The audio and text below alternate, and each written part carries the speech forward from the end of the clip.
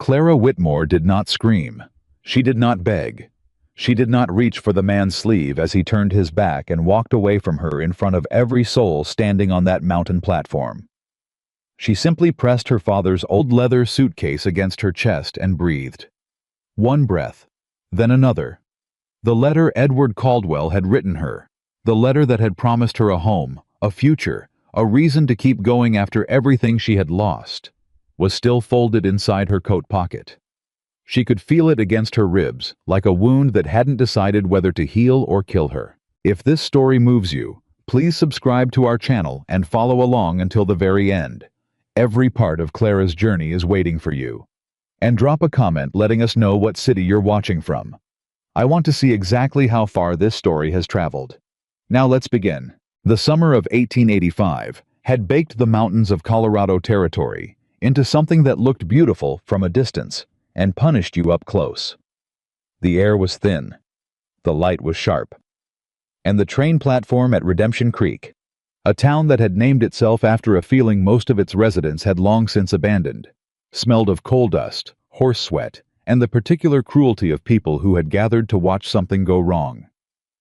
Clara Whitmore had been on that train for 4 days. 4 days of hard wooden seats and smoke-blackened windows and the slow, grinding certainty that her life was finally about to change. She had packed everything she owned into one suitcase, her father's suitcase, the one he'd carried through the war and kept under his bed until the day he died. She had sewn 2 dresses, packed her mother's Bible, wrapped her sewing needles in a piece of linen, and tucked Edward Caldwell's letter in the inside pocket of her traveling coat, where she could press her hand against it whenever the doubt came creeping. The doubt came often, but she pressed her hand against the letter and remembered what it said. I require a capable woman of good character who is willing to build a respectable household in the Colorado Territory. I offer security, dignity, and a future. If you are serious about a new beginning, come west. She was serious. She had never been more serious about anything in her life. Clara had spent 6 years being serious. 6 years nursing her father through the illness that finally took him. 6 years making sure her 3 younger siblings had food, schooling, and enough warmth in winter to survive Missouri's worst. 6 years working in the dry goods store from sunup to past sundown, watching her own youth slide past her like water over stone, smooth and unstoppable and gone before she ever thought to reach for it. She was 25 years old, and she felt twice that. But she was not broken. Her mother had always said that Whitmore women bent like river grass, low in the storm, upright when it passed. Clara believed that. She had held on to it through everything. She stepped off that train carrying her father's suitcase and the only future she had left, and she walked toward the man who had promised her both. Edward Caldwell was easy to identify. How was the best-dressed man on the platform? Tall, broad-shouldered, silver at the temples, wearing a coat that cost more than Clara made in 3 months at the dry goods store. He stood slightly apart from the crowd with 2 men she assumed were ranch hands, and he watched her approach with an expression she could not immediately read. She would read it soon enough. Mr. Caldwell, she said, stopping in front of him, keeping her voice steady. I'm Clara Whitmore, from Harlow, Missouri. We corresponded by letter. He looked at her. Not the way a man looks at a person. The way a man looks at something he ordered from a catalog and realizes, upon opening the parcel, is not what he pictured. His eyes moved from her face to her dress, to her suitcase and back again. The dress was clean. She had pressed it the night before in the last town where the train stopped. But it was cotton, not silk. It was practical, not fashionable. It was the dress of a woman who had worked hard all her life and had not yet been given a reason to own something finer. Edward Caldwell saw all of that in approximately 4 seconds. Miss Whitmore, he said. Just that. Just her name. And then a pause that stretched out long enough for several people nearby to look over. I'm afraid there's been a misunderstanding. Clara felt something shift in her chest. Not panic. Something colder than panic. Something that felt like the last warm coal going out in a fireplace on a January night. A misunderstanding, she repeated. The arrangement. He cleared his throat. I believe I was unclear in my correspondence about my expectations regarding... He paused, and the pause itself was a verdict. Presentation. Social standing. I run a visible household in this community, Miss Whitmore.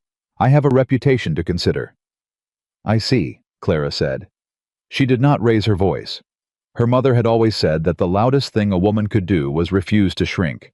You see my dress, Clara said, very quietly. And my suitcase. And you've decided that's everything there is to see. Edward Caldwell's jaw tightened slightly. I think it would be best if you return to Missouri. I'm prepared to purchase your return ticket and offer you a reasonable sum for the inconvenience of the journey. He actually reached into his coat. He pulled out a small fold of bills and held it toward her, on a train platform, in front of a gathering crowd of strangers. He held money out to her like she was a hired hand he was dismissing, not a woman who had crossed 5 states on the strength of his written word. Clara looked at the money. She looked at Edward Caldwell. Keep it, she said. She turned and walked back toward the end of the platform. She did not cry. Her eyes burned. The backs of her knees felt strange, like the bones had gone soft for just a moment. But she walked straight, and she kept her grip on her father's suitcase, and she stared at the far end of the platform, where the mountains rose up against a sky so blue it almost looked like something God had painted on a good day when he wasn't tired. Behind her, she heard murmuring. Who is she? Some woman Caldwell sent for. Sent her packing, looks like. Didn't even take the money. She'll be begging for it by nightfall. Clara reached the far end of the platform and stopped. She set her suitcase down. She put both hands flat against the wooden railing and looked out at those mountains, and she made herself a promise with the same quiet fury that had kept her alive through 6 years of everything the world had thrown at her. She was not going back to Missouri. She was not going back to a life that had already wrung itself dry. She had come west because there was nothing left behind her. And whatever was ahead of her, whatever this place and these mountains and this brutal, beautiful air had to offer, she would find it herself. Without Edward Caldwell's money, without his approval, without any man's permission. She stood there for a long moment, breathing. And that was when she felt it. The awareness of being watched. Not the way the crowd had watched her, with that mixture of pity and entertainment that people reserve for disasters that aren't happening to them. This was different, quieter, the way you feel a fire before you see one. She turned her head slightly. He was standing apart from the rest of them, not in a doorway, not at the edge of the crowd, simply standing in the open, like a man who had never learned the habit of hiding himself in groups. He was tall, genuinely tall, the kind that didn't come from boots, with dark hair pushed back from his forehead, and a jaw that looked like it had been put together without any excess material. His coat was worn at the elbows. His hat was pushed back just enough that she could see his eyes. He was looking straight at her, not the way Edward Caldwell had looked at her. Not measuring, not dismissing, just looking. Like she was a person standing at the far end of a platform, and he was trying to decide something. He made his decision. He walked toward her. His steps were unhurried but deliberate, the walk of a man who had covered a lot of difficult ground and had learned that panic was a waste of energy. He stopped about 2 feet from her and took off his hat. "Ma'am," he said. His voice was low and even. Western in the real sense, not theatrical, not performed, just a voice that had spent a lot of time outdoors and not much time making small talk. "I'm not looking for pity," Clara said immediately. She had not meant to say it quite that directly, but there it was. "I don't have any to offer," he said. "Pity's a waste of everybody's time." That stopped her. She turned to look at him more fully. "Then what do you want?" she asked. "I want to tell you that you don't belong standing at the end of a platform alone," he said. "And I want to ask if you'd be willing to come out to my ranch until you've got a clear head and a plan. Nothing more than that." Clara studied him. Everything in her that had survived 25 years of difficult living was running a rapid, experienced calculation. She had learned to read people quickly because slow reading had consequences. She looked at his hands, calloused, clean. She looked at his eyes, direct, not hungry.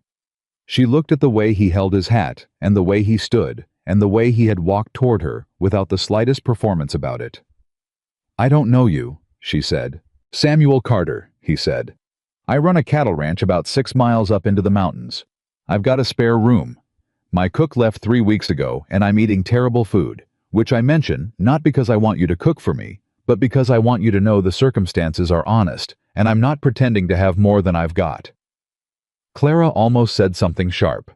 Instead, against every instinct that had kept her careful and guarded for 25 years, she almost smiled. "A spare room," she said. "With a lock on the door," he said. "On the inside." She looked at him for another moment. Then she picked up her father's suitcase. "6 miles is a long way," she said. "I've got a wagon," he said. "I'll need to think on the ride." "That's what rides are for," he said. She followed him off the platform, and away from the crowd, and away from Edward Caldwell's money still sitting in his fist, and away from every whispered prediction of what would become of a woman abandoned at a train station with nowhere to go. Samuel Carter's wagon was not impressive. It was a working wagon, solid, practical, undecorated. The horse was a bay mare who flicked one ear back when Clara climbed up to the seat, then went back to standing patiently, like a creature who had long since made peace with the world. They rode in silence for a while. The mountains came closer as they rose up out of town, the road narrowing, and the air sharpening, and the sky doing something spectacular above the tree line that Clara noticed without letting herself be moved by it yet. She wasn't ready to be moved by beauty. She was still running calculations.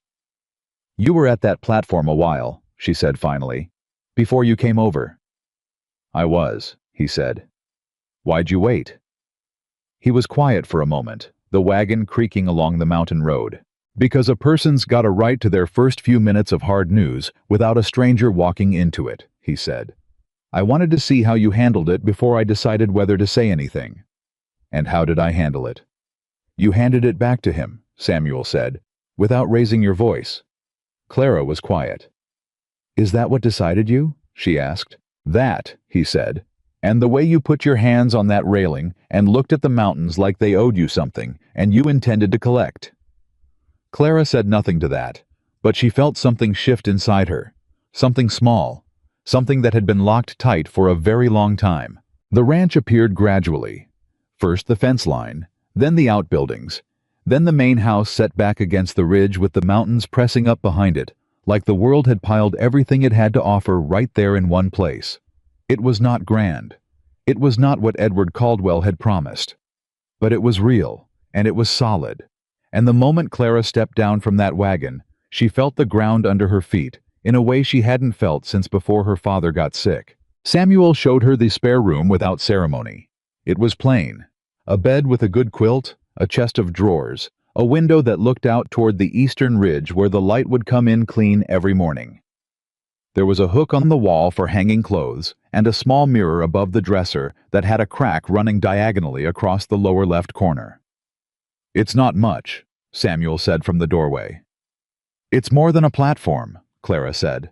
He nodded once. "Supper's what I can manage, which means beans and cornbread. You're welcome to it." "I'll make the cornbread," she said. He looked at her.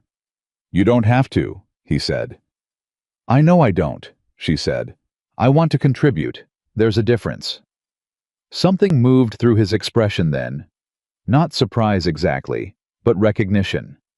Like she had said something he understood without having to explain it. "Kitchen's through the main room," he said. "I'll see to the horse." That first evening was quiet in a way Clara hadn't experienced in years. The ranch hands were gone for the day. The house settled around her with the particular patience of old timber.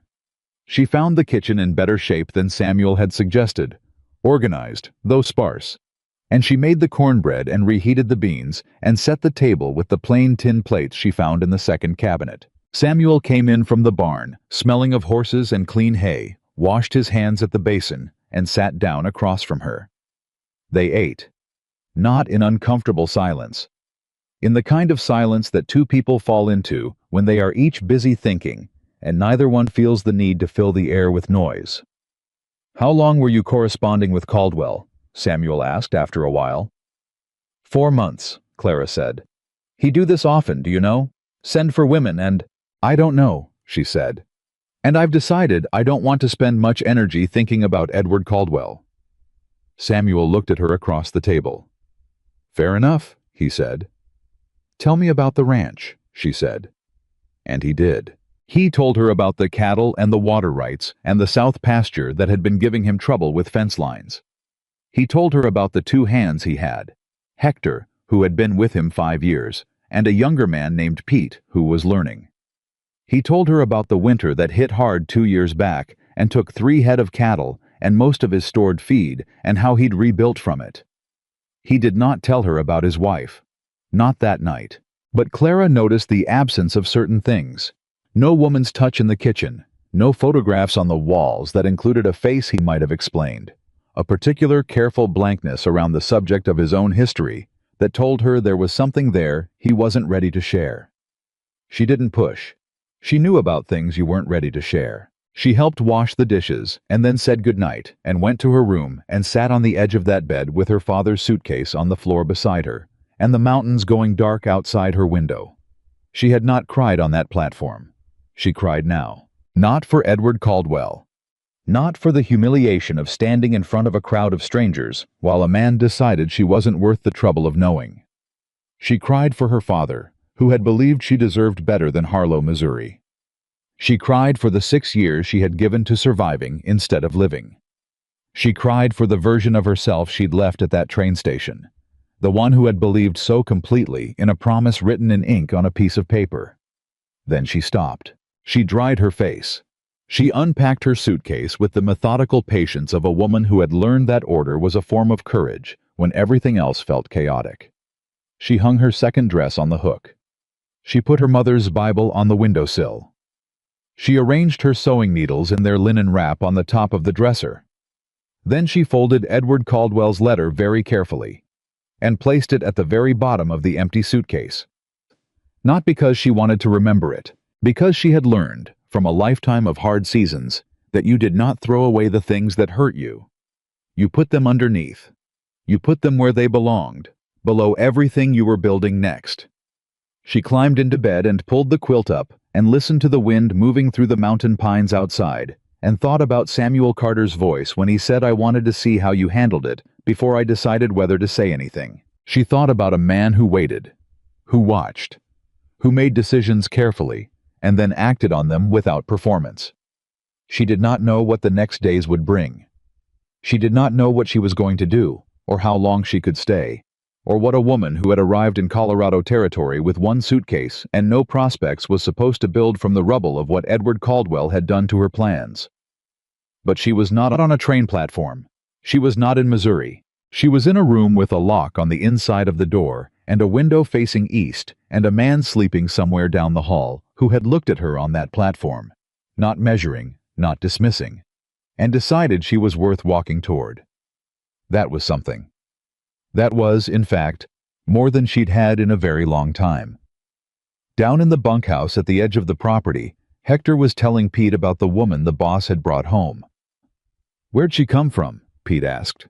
"Caldwell left her at the station," Hector said. Pete whistled low. "Caldwell. So she was supposed to." "Yeah. And Carter just walked up and brought her home," Hector said. "That's what I'm telling you." Pete was quiet for a moment. "Boss ever done anything like that before?" Hector thought about it. "No," he said. "He hasn't." Meanwhile, 6 miles down the mountain road, in the parlor of the finest house in Redemption Creek, Edward Caldwell was listening to his foreman describe what he had seen. "She went with Carter," the foreman said. "Climbed right up in his wagon." Edward turned his glass slowly in his hand. Samuel Carter. A man. Edward had written off years ago as a stubborn, undercapitalized rancher clinging to a strip of mountain land that wasn't worth the headache of taking. A man who had resisted every attempt to buy him out with the quiet, infuriating patience of someone who had decided once what he valued and saw no reason to revisit the question. "She left the money," the foreman added. Edward looked up. "She what?" "Left it. Didn't take a cent." Edward set his glass down. I didn't know what that meant yet. But something in him, The part that had spent 30 years measuring everything by its dollar value, felt, for just a moment, deeply and uncomfortably uncertain. The next morning, Clara arose before the sun. Old habit.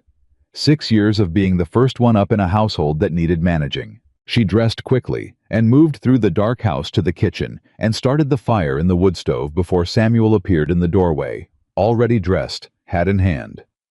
He stopped when he saw her. "You didn't have to," he started. "I know," she said, not looking up from the stove. "Coffee?" A pause. "Yes," he said. "Please." He sat down at the table, and she heard something in that single movement, the way a very tired person sits when they've stopped waiting for the morning to be different from every other morning. And she felt, unexpectedly, the particular ache of recognizing loneliness in someone else, because you'd been carrying your own for so long. She poured the coffee and set it in front of him and sat down across the table. "Tell me what needs doing today," she said. He looked at her over the rim of his cup. "What needs doing?" he repeated. "On the ranch," she said. "I'm not going to sit in a room feeling sorry for myself. Tell me what needs doing." Samuel Carter put his coffee cup down, and for the first time in longer than Clara would ever know, the corner of his mouth moved toward something that was almost a smile. "All right," he said. "Here's what needs doing." That was how it started. Not with declarations, not with promises, not with anything written on paper that could be folded up and tucked in a coat pocket and held against the ribs like a wound. Just two people at a kitchen table in the dark mountain morning, with the wood stove warming the room and the coffee growing cooler, and the day beginning to press itself pale and serious against the eastern windows, figuring out what needed to be done. Neither one of them said anything about the future. Neither one of them had to. Clara had been at the ranch for exactly 3 days before she found the ledger. She wasn't snooping. She had been looking for a spare candle in the bottom drawer of the desk in the front room when her hand closed around a cloth-bound book, worn soft at the corners from years of handling. She pulled it out, meaning to set it aside, and instead stood there for 30 seconds, reading numbers that made her stomach go cold. The ranch was bleeding money. Not dramatically.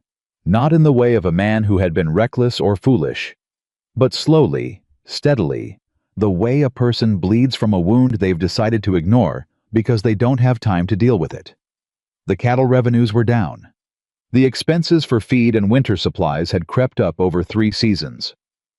There were 2 entries in the past 6 months that Clara recognized immediately as payments made under pressure, not fair market transactions, but the kind of numbers that showed up when someone was being squeezed. She put the ledger back exactly where she found it.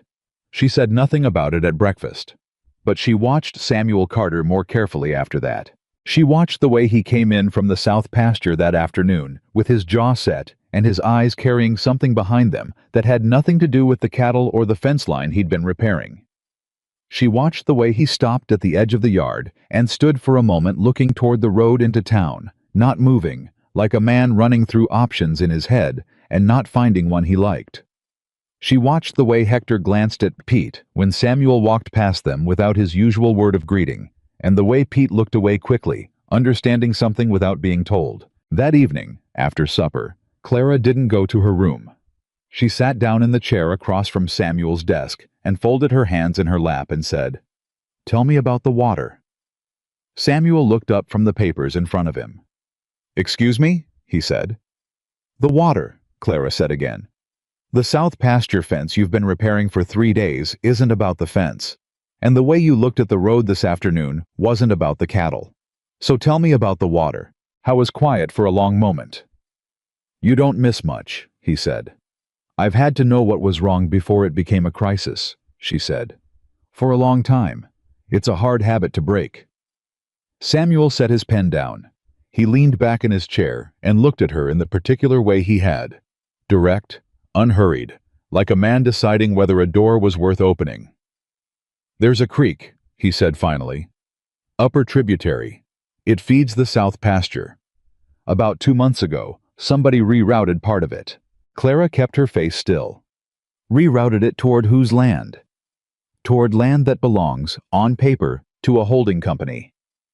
Samuel's voice was even, but she could hear the careful control in it.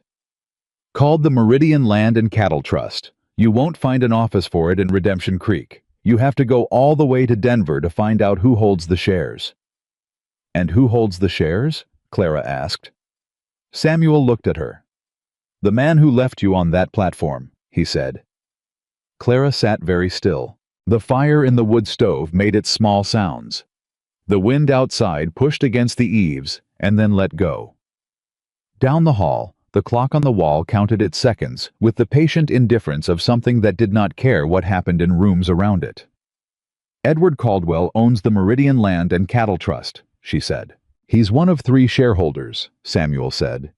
The other 2 are a mining investor out of Denver named Horace Van and a territorial official named Greer, who handles land deed approvals for this county. He's got a county official in his pocket, Clara said. He's had Greer in his pocket for 5 years, Samuel said. Long enough that I stopped expecting fair treatment from that office and started making sure every one of my property documents is filed in Denver directly. But filing in Denver takes time, and while I'm being careful, Caldwell is moving fast. He wants your land, Clara said. I wants the whole ridge, Samuel said. My 600 acres sit between 2 parcels he already owns. If he gets mine, he connects them. He can run the water rights across the whole ridge and negotiate with the mining operations on the north side. It's worth 10 times what the cattle are worth to him. And rerouting the creek, Clara said slowly. That's just the beginning. That's just the beginning, he agreed. She thought about the ledger. The quiet bleed of numbers over 3 seasons. The payments under pressure. How long has he been doing this? She asked. Samuel's jaw tightened. Since his first offer to buy came back refused, he said. 3 years. 3 years. Clara let that sit for a moment. 3 years of a man chipping away at another man's livelihood, methodically, patiently, the way you might work at a stone wall, not battering it directly because that would make noise, but finding the small fractures and pressing until they widened. What are you going to do? She asked. What I've been doing, Samuel said. Hold on. Holding on isn't a strategy, Clara said. It's just surviving. He looked at her. She met his gaze and did not soften it. I know that, he said quietly. I know it better than you might think. Something in his voice shifted, not sharply, but the way light shifts when a cloud moves over it, changing what you can see without changing what's there. Clara recognized the sound of a man who had been holding on for reasons that had nothing to do with land or money, and she did not push any further that night. But she went to her room, and she didn't sleep. She lay on her back with her hands laced behind her head, and she stared at the ceiling, and she thought about 6 years of managing a household budget that had no room for error.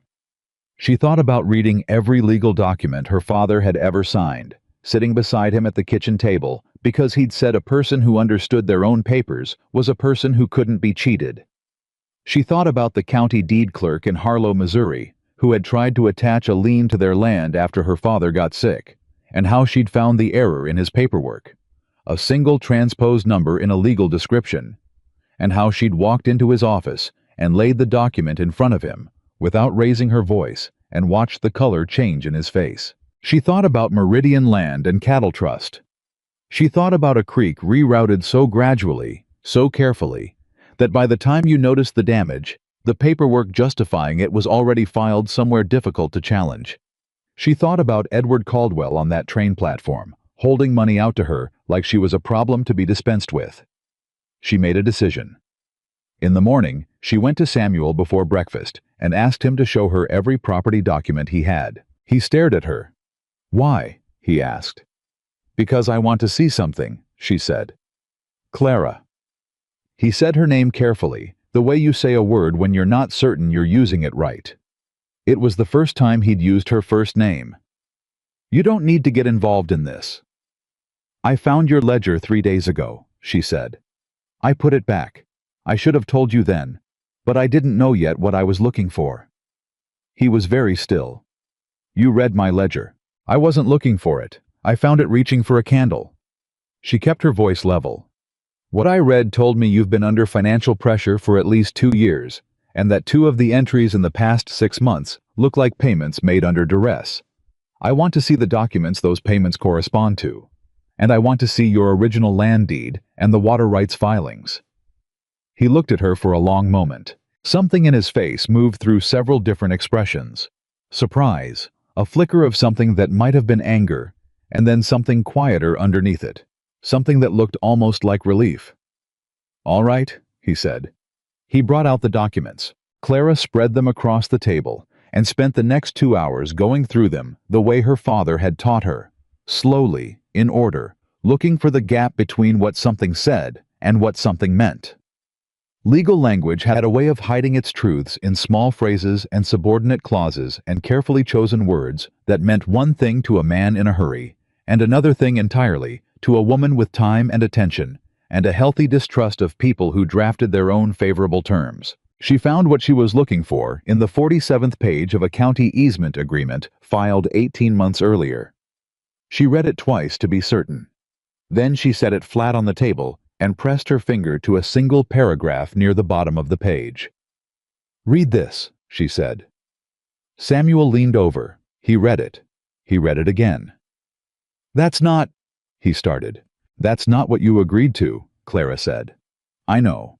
The original easement you signed gives Caldwell's Meridian Trust access to the eastern fence line for cattle driving purposes. Standard arrangement.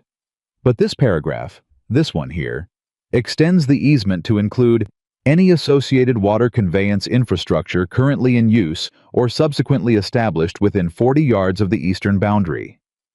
Samuel straightened slowly. "Which would include the Upper Creek tributary," he said. "The one that was rerouted," Clara said. "Yes. That paragraph wasn't in the original agreement I signed." "No," Clara said. "It wasn't." The word settled between them with the particular weight of something that changes the entire shape of a situation you thought you understood. "Greer's office," Samuel said. "Someone amended the document after you signed it," Clara said. "Whether it was Greer himself or someone with access to his office, I can't tell you. But the amendment is there, and it's what they used to justify the rerouting, and if you tried to challenge it in the county court, you'd be challenging a filed document in the court where Greer's influence runs deep." She paused. "But—" Samuel looked at her sharply. "But," he said, "look at the date on this amendment." She tapped the page. "It was filed October 3rd. Your original easement was signed September 12th. 3 weeks later," Samuel said. 3 weeks later, Clara confirmed. "And here," she pulled a second document from the stack, "is your copy of the original easement, the one with your signature, September 12th, no amendment paragraph." Samuel stared at the 2 documents. "They changed it after I signed it," he said, "and filed the changed version," Clara said. "Which means there are 2 versions. Yours and the county's. And the county version has language yours doesn't, which means someone altered a legal document after the fact." She looked up at him. "That's not a civil property dispute, Samuel. That's fraud." The word landed in the room like a stone dropped in still water. Samuel moved to the window. He stood with his back to her for a long moment, and Clara watched the tension in his shoulders and let him have the moment, because she understood that a man who had spent 3 years holding on and fighting in the only way he knew, quietly, stubbornly, alone, needed a moment to adjust to the shape of a different kind of fight. "I need to get to Denver," he said finally. "You need to get to Denver with both documents," Clara said. "The original and this one. You need to file a complaint with the Territorial Land Office, not the county. And you need to do it before Caldwell has any reason to think you've found this." He turned back from the window. "How do you know all this?" he asked. "My father," she said simply. "He believed that the only thing standing between an honest man and the people who wanted to take from him was the ability to read his own papers and understand what they said." Samuel looked at her for a long moment. "Your father sounds like a remarkable man," he said. "He was," Clara said. "And she said it the way you say something that still has edges on it, something you've learned to carry, but not yet learned to put down gently." Samuel heard it. "I didn't say he was sorry. He didn't offer the particular brand of sympathy that people offered when they didn't know what else to do. He simply nodded once, the way you acknowledge something real, and Clara found that she appreciated that more than almost anything he could have said. Then Pete came through the door without knocking, and both of them looked up. The young hand's face was wrong. Too pale, moving too fast. "Boss," Pete said. "Rider coming up from the South Road. It's Caldwell's man, the one they call Tanner." Samuel's expression shifted instantly. Not panic. He wasn't a man who panicked, but a rapid, precise reorganization of his attention, the kind Clara had seen in people who had learned to respond to threats without telegraphing the fact that they'd recognized one. "How many?" Samuel said. "Just him," Pete said. "Riding alone. But he's got papers." Samuel looked at Clara. She was already gathering the documents from the table. "Where's the false easement?" she said quietly. "Here." He pointed, and she lifted it from the pile. "Give me 30 seconds, she said, and she moved to her room and put the amended document flat under the mattress on her bed, and came back and found Samuel standing in the front room with the original easement in his hand, and the rest of the papers in their normal order on the desk. She sat down in the chair by the window. She picked up the sewing she'd been doing the previous evening. She looked like a woman who had been there all morning doing nothing of consequence. Samuel glanced at her. She did not look up from her sewing. He went to the door. Tanner was a thick-necked man in his 40s with small eyes and the careful, courteous manner of someone who used good manners as a tool rather than a habit. He came in when Samuel invited him, looked around the room, noticed Clara, and gave her a nod that was technically polite and actually dismissive in the practiced way of a man who had learned to look at women and see furniture. "Mr. Carter," he said, "Mr. Caldwell asked me to deliver this." He held out an envelope. "He hopes you'll find the terms reasonable." Samuel took the envelope without opening it. "I'll look it over," Samuel said. "He was hoping for a response today," Tanner said. "I'll look it over," Samuel said again, in exactly the same tone. Tanner smiled. It was a professional smile, the kind that acknowledged the answer without accepting it. "Of course," he said. "He also wanted me to mention, just in passing, that the county engineer will be assessing water distribution claims in this district next month. He thought you'd want to know, given the easement situation." "Thoughtful of him," Samuel said. "He's a thoughtful man," Tanner agreed. Clara kept her eyes on her sewing. She counted the stitches to keep her breathing even. Tanner left. Samuel closed the door and stood with his back to it and opened the envelope and read what was inside. "New offer," he said. "Lower than the last one." "He's establishing a trend," Clara said, putting down her sewing. "Each offer lower than the last, so when he finally forces a sale, through the water rights or through more pressure on the county, he's already set a paper record that he offered fair market value and you declined. It makes the forced sale look like his last resort instead of his plan from the beginning." Samuel was looking at her with an expression she couldn't entirely read. "You think like a lawyer," he said. "I think like a woman who grew up watching men take things from other people and call it business," she said. He set the envelope down. "I'm riding to Denver," he said. "The day after tomorrow, early." "I'm coming with you," Clara said. He opened his mouth. "Don't," she said quietly. "Don't tell me it's not my fight. I found the document. I understand the document. If you go to the Territorial Land Office alone, and they ask you technical questions about the amendment language and the filing dates, you will need someone with you who can answer them clearly." She met his eyes. "And I have nothing else to do, Samuel. I have nowhere else to be. Please let me help." He was very still for a moment. Then, "We leave at first light," he said. "It's a long day's ride." The day before they left was the day Clara learned about Margaret. She didn't learn it from Samuel. She learned it the way you learn most important things, indirectly, in pieces, from a source that didn't intend to tell you as much as they did. She was in the kitchen garden late in the afternoon. The garden had been badly neglected, and she'd started working it because the weeds alone were going to strangle whatever was still trying to grow. When Hector came to help her with the fence post at the garden's edge that had worked itself loose. They worked in companionable silence for a while, and then Hector said, without particular preamble, "The garden used to be Margaret's." Clara didn't stop working. Who was Margaret? Hector was quiet for a beat too long, and she knew immediately that he'd assumed she knew. His wife, Hector said carefully. She passed. Winter of '82. Hard season that year. Ice storm came through in February, and she was already... He stopped. She was already not well. Clara kept her hands moving. How long were they married? She asked. 4 years, Hector said. She was something. Ran this place as much as he did. The garden was hers. The kitchen was hers. When she was gone, he just... Hector shook his head. He closed it all up. Didn't touch the garden. Didn't change anything in the kitchen. Just went on working and stopped thinking about anything that wasn't the cattle or the fence lines. Clara thought about the kitchen when she first arrived.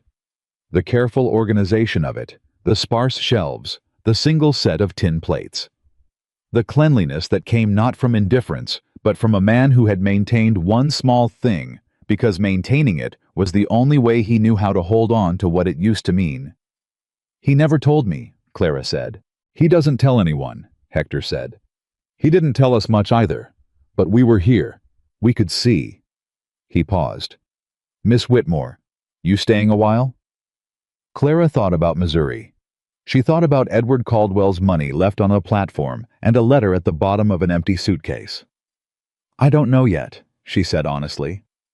Hector nodded like that was a fair answer. That evening, after supper, Clara was washing the dishes when Samuel came and stood beside her and picked up a cloth to dry without being asked. They worked in silence. Then Clara said, "What was Margaret like?" The cup in his hand went still for just a moment. Hector told you, he said. Not angry, just knowing. He mentioned her name and I asked, Clara said. You don't have to tell me anything. He stood there with the cup in his hand and the cloth and the silence stretching between them, and then he said, she was fierce. That's the first word that comes to mind when I think of her. She was small, and she was fierce, and she worked harder than any person I've ever known, and she laughed loud enough to hear from the barn. He paused. She had a way of making you feel like the world was bigger than you thought it was, like there was more to everything. Clara kept washing. She sounds like someone worth grieving properly, she said. I don't know that I ever did, he said quietly. I just went to work. That's a kind of grieving, Clara said. It's the kind that doesn't finish, he said. She handed him the last cup. Their hands didn't touch, but it was close enough that Clara was aware of the proximity, the way you're aware of heat. Not uncomfortable, just present, just there. Thank you for telling me, she said. He dried the cup and set it on the shelf and hung the cloth on the hook and said, Get some sleep. Long ride tomorrow. She went to her room. She sat on the edge of the bed for a long time. She thought about a woman named Margaret, who had made a garden grow and laughed loud enough to hear from the barn. She thought about the particular cruelty of losing someone like that. Not just the person, but the world feels bigger that they carried. She thought about Samuel Carter going to work. Just going to work, day after day. Holding on to the land because the land was what was left. She thought, I understand that. She thought, I understand that better than almost anything. They left at first light as promised. Samuel driving, and Clara sitting straight on the wagon seat with the original easement and her own careful notes folded in the inside pocket of her coat. The morning was cold, the way mountain mornings are cold in June, thin and sharp and bright, like the world hasn't quite committed yet to warmth. They rode for 2 hours without much conversation. But it wasn't the silence of two strangers. It had changed into something else. The silence of two people who had said enough real things to each other that silence no longer felt like distance. At the top of the ridge, Samuel pulled the wagon to the side of the road. He looked out over the valley below, the spread of Redemption Creek visible in the distance, the patchwork of land and road, and the thin silver line of the creek they were fighting over. And his jaw was doing that thing it did when he was running through something in his head and hadn't decided what to do with it yet. I need to tell you something, he said. Clara waited. When I walked toward you on that platform, he said, It wasn't entirely selfless.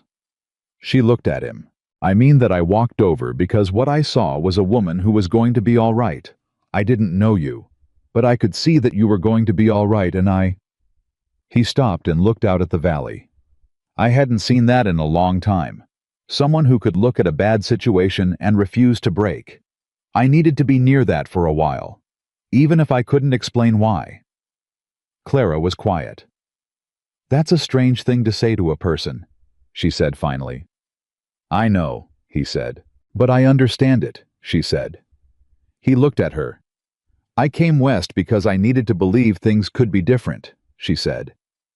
I ended up on a platform in a town where I didn't know a soul, and you walked over. She looked at the valley below. I don't think either of us was wrong about needing something. I think we just found it in a place neither of us expected. He picked up the reins.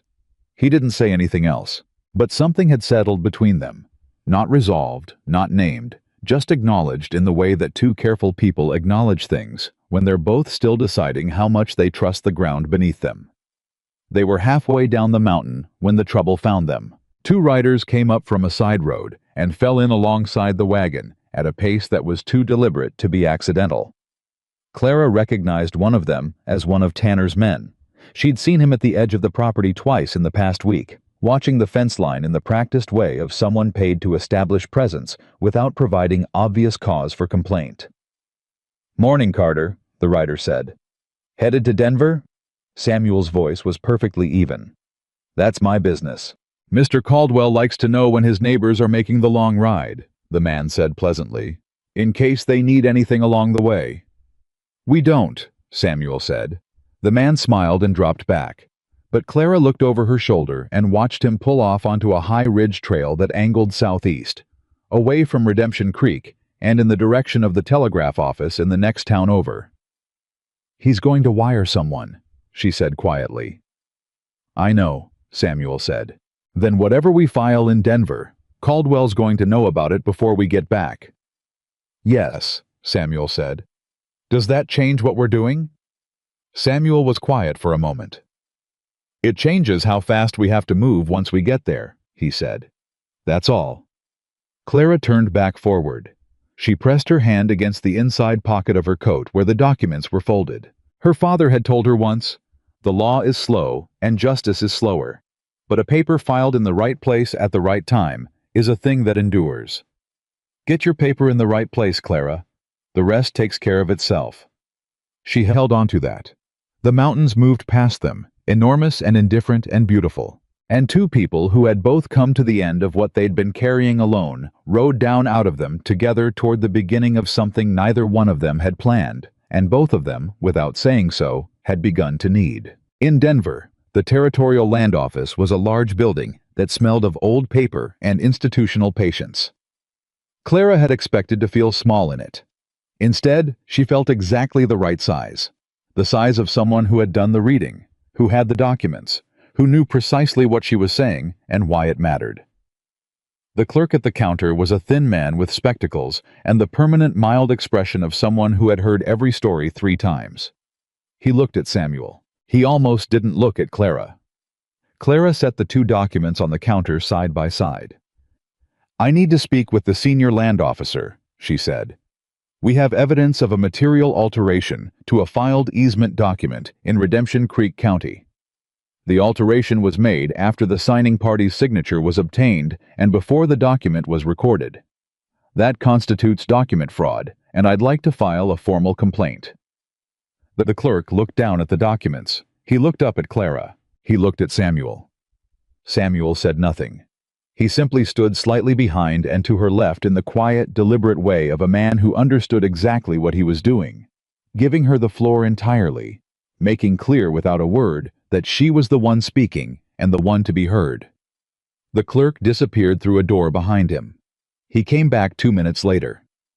The senior officer will see you, he said. Clara picked up the documents. She walked through the door, and the case that Edward Caldwell had been building for 3 years, quietly, expensively, patiently, began, in the offices of the Colorado Territorial Land Authority, to crack. The senior land officer's name was Aldrich.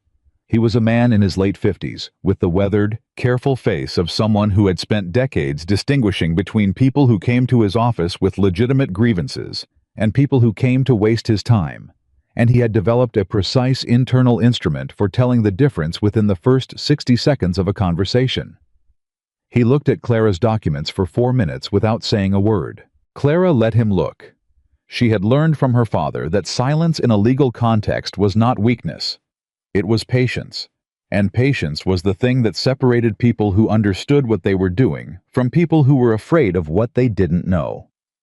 Samuel stood just inside the door with his hat in his hands. Aldrich looked up. "Where did you find the discrepancy?" he asked Clara directly. Not Samuel. Clara. "Page 47, she said.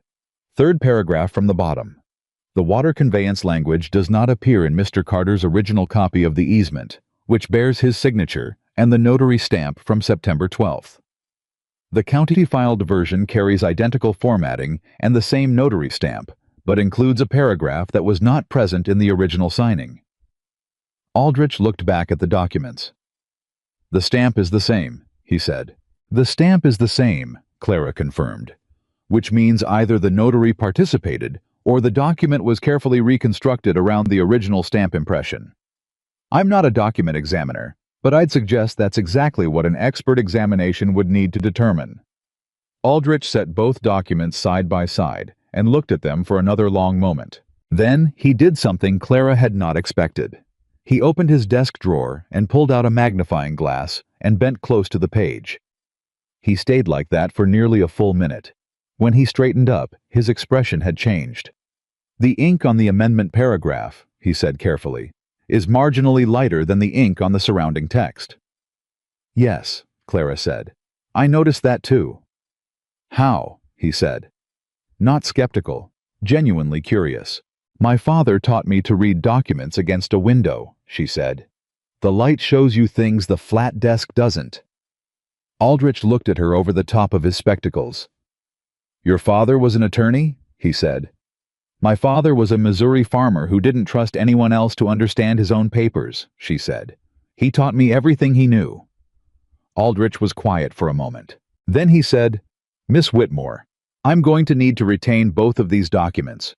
I'm going to open a formal inquiry, and I need you to understand that what you're alleging, document fraud in a county land office with a named territorial official, is a serious charge that will take time to investigate properly." "I understand," Clara said. "It will also," he said, looking at Samuel now, "put you in a difficult position in the short term, Mr. Carter. If Caldwell's people learn a complaint has been filed." "They already know we're here," Samuel said quietly. "We were followed from the mountain." Aldrich absorbed that. "Then you need to move carefully when you get back," he said. "Don't change anything visible on the ranch. Don't confront Caldwell or Greer directly. Let this office do its work." He looked at Clara again. "Do you have other documentation? Records of the water rerouting? Dates of incidents?" "I have the beginning of one," Clara said. "I've been keeping notes since Mr. Carter told me about the creek situation 4 days ago. I can have a comprehensive record ready within the week." Aldrich nodded slowly. "Get it to me as quickly as you can," he said. "Through the Territorial Postal Office, not the county. Don't use the Redemption Creek mail office for anything related to this matter." "Understood," Clara said. She and Samuel walked out of that building into the afternoon air, and Clara felt the particular kind of steadiness that comes not from certainty about the outcome, but from the knowledge that you have done the right thing in the right way, and the rest is no longer entirely in your hands. Samuel was quiet all the way to the wagon. Then he stopped and looked at her. "You were remarkable in there," he said. Clara shook her head. "I was prepared. Most people with your preparation would have been nervous," he said. "You weren't." "I was," she said. "I just didn't let it into my voice." He studied her for a moment. "Your father raised someone extraordinary," he said. Clara looked away, not because it embarrassed her, because it was the kind of thing that, when it hit the part of her that still missed him the most, had a weight she wasn't always ready for in public. "Let's get back before dark," she said. They were 2 hours out of Denver when the rain started. Not a gentle rain, A mountain storm that came down fast and cold, with the particular aggression of weather that doesn't negotiate. Samuel pulled the wagon off the road and under the partial shelter of a stand of trees, and they sat there wrapped in the blankets he kept under the seat, listening to the rain hammer the canopy above them and watching the road turn to mud in the gray afternoon light. "We're not making it back tonight," Samuel said. "No," Clara agreed. "There's a settlement about a mile east. Widow named Pearson runs a clean boarding house." "All right," Clara said. They sat for another moment. The rain didn't ease. "Samuel," Clara said. What happens if the inquiry takes months?" He was quiet. "Caldwell won't wait months," she said. "If his man wired ahead, he knows we filed something. He'll accelerate whatever he was planning next." "I know," Samuel said. "So what does that look like? What does he do next?" Samuel pulled the blanket tighter. Outside, the rain hammered on. "He goes after the cattle routes," Samuel said. "That's my guess.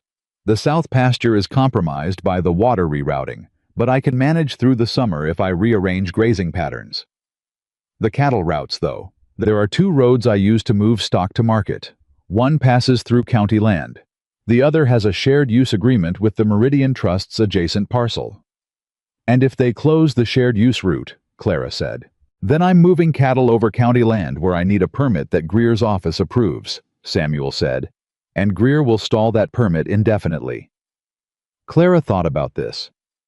"How long before the next cattle drive?" she said. 6 weeks, he said. "Maybe 7.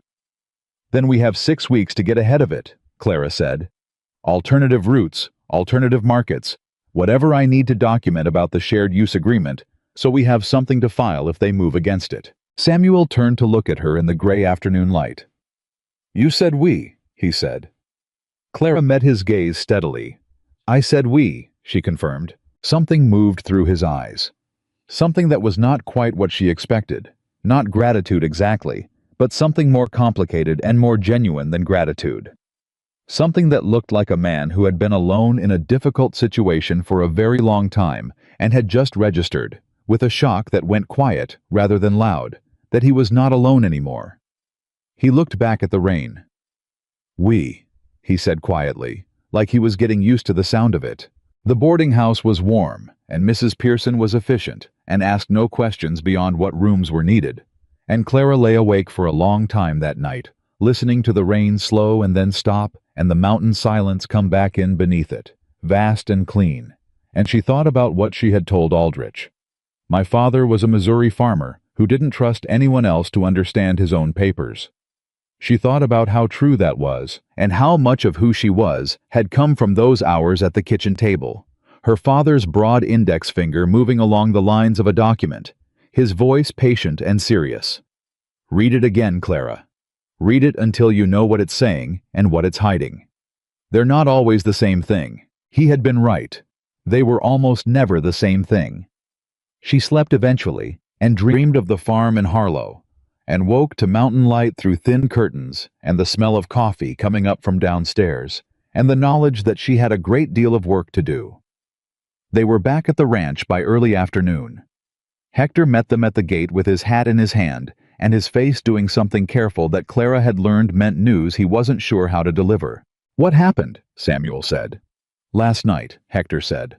"Somebody cut the fence line on the north corner." Samuel was off the wagon before Hector finished speaking. "How bad?" 12 head got through," Hector said. "We got 10 of them back this morning. 2 are still out, could be anywhere on the North Ridge by now." "Cattle or wire?" Samuel said. "Clean cut," Hector said. "Not a break, a cut." Samuel's jaw went tight. "It's starting," Clara said quietly from the wagon. Both men looked at her. "He accelerated," she said. "Like I said, he knows we filed something." Samuel turned back to Hector. "Pete watching the south line?" "Since dawn," Hector said. "Tell him to stay there. I'll take the North Ridge." He turned to Clara. "I need you to stay close to the house today," he said. "I'll be inside working on the documentation for Aldrich," she said. "That's the most useful thing I can do right now anyway."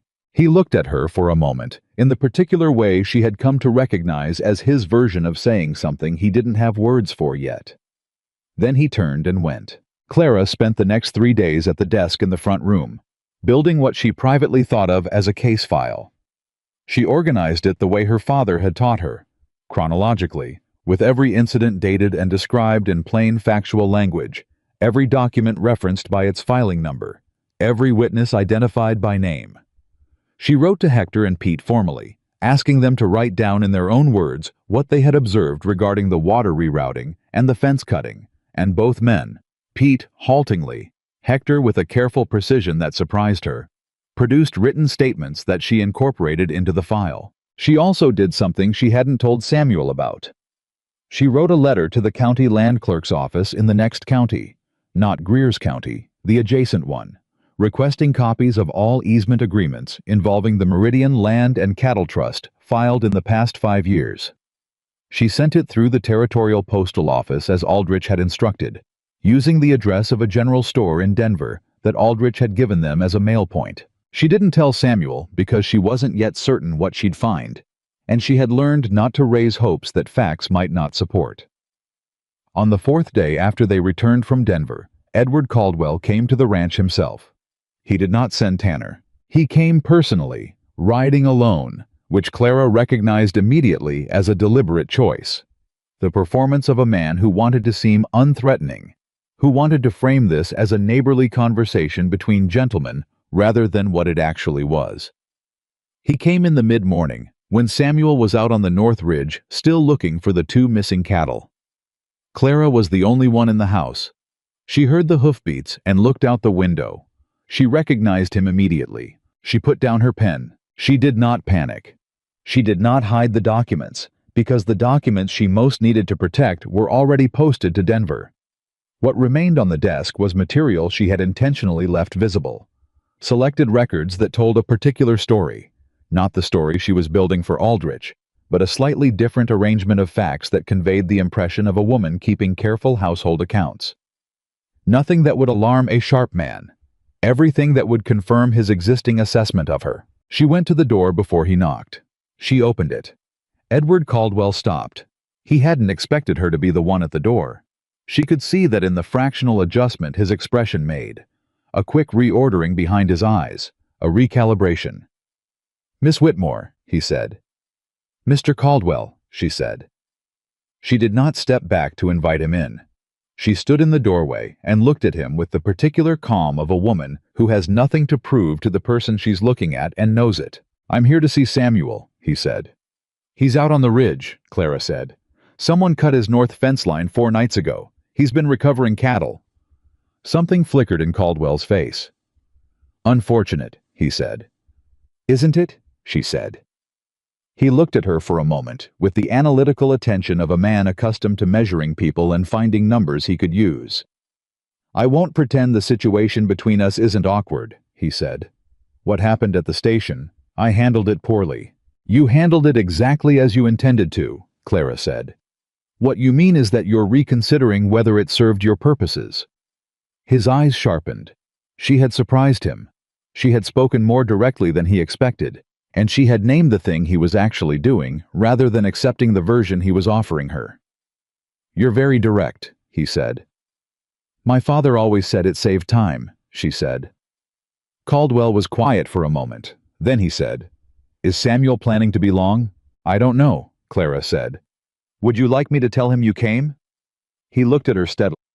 "Tell him I'd like to resolve things amicably," he said. "Tell him my offer stands, and I'm willing to discuss terms that are fair to everyone." "I'll tell him," Clara said. Caldwell turned to go. Then he stopped and looked back at her. "Miss Whitmore," he said, "I hope you're being careful." It was framed as concern. It landed like a warning. "I always am," Clara said. "It was lovely of you to come all this way." She closed the door. She stood just inside it with her hand flat on the wood, and her heart going at a pace she refused to let onto her face while he was watching, and she breathed through it carefully until she heard the hoofbeats moving away down the road. Then she went back to the desk. She picked up her pen. She wrote down the time of his visit, his exact words, and her assessment of the intent behind them, and added it to the file. Samuel came back 2 hours later with one of the missing cattle found and one still out. He came in looking tired and windburned, and Clara poured him coffee and told him about Caldwell's visit in a level, factual voice. Samuel sat very still through the whole account. When she finished, he said, "He threatened you." "He made a remark structured to resemble concern," Clara said, "which a careful man would do because a direct threat leaves evidence." "Clara." His voice was tight. "I'm all right," she said. "He came here while I was gone on purpose," Samuel said. "He timed it." "Yes," she said, "which tells us something." "It tells us he's not afraid of me," Samuel said. "He wanted to see what you'd do. He's reassessing you." "He underestimated me at the station," Clara said. "He's trying to figure out how much to adjust that estimate." Samuel set his coffee cup down with more force than he intended.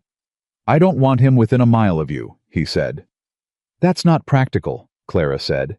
"And it's not what we should be focused on." "Clara." "Samuel."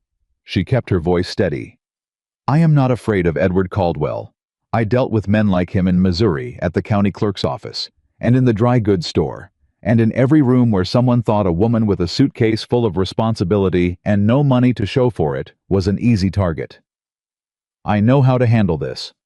What I need from you right now is not protection. What I need is to know if there's a way onto your property from the East Ridge that doesn't pass through the shared use agreement corridor." He stared at her. Then something in his face changed. The protective fury drained out of it slowly, replaced by something quieter and more complicated. The look of a man who had tried to shield people he cared about for so long that he'd forgotten some people didn't need shielding. Some people needed working beside. "There's an old trail," he said slowly, "from when the previous owner ran sheep. It's overgrown. Hasn't been used in 15 years. Can cattle use it?" He thought about it. "With some clearing," he said. "A week's work, maybe."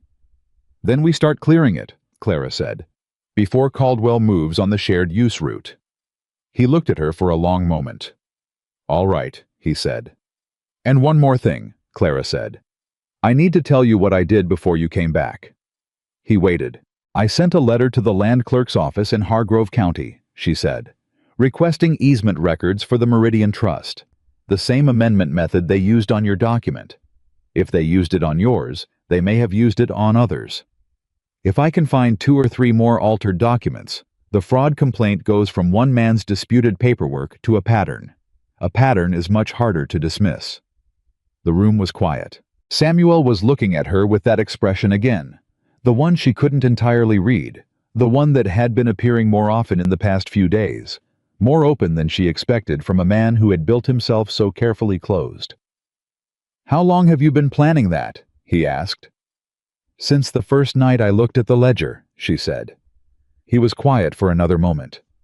"Clara," he said. "Yes." "What do you want?" he said.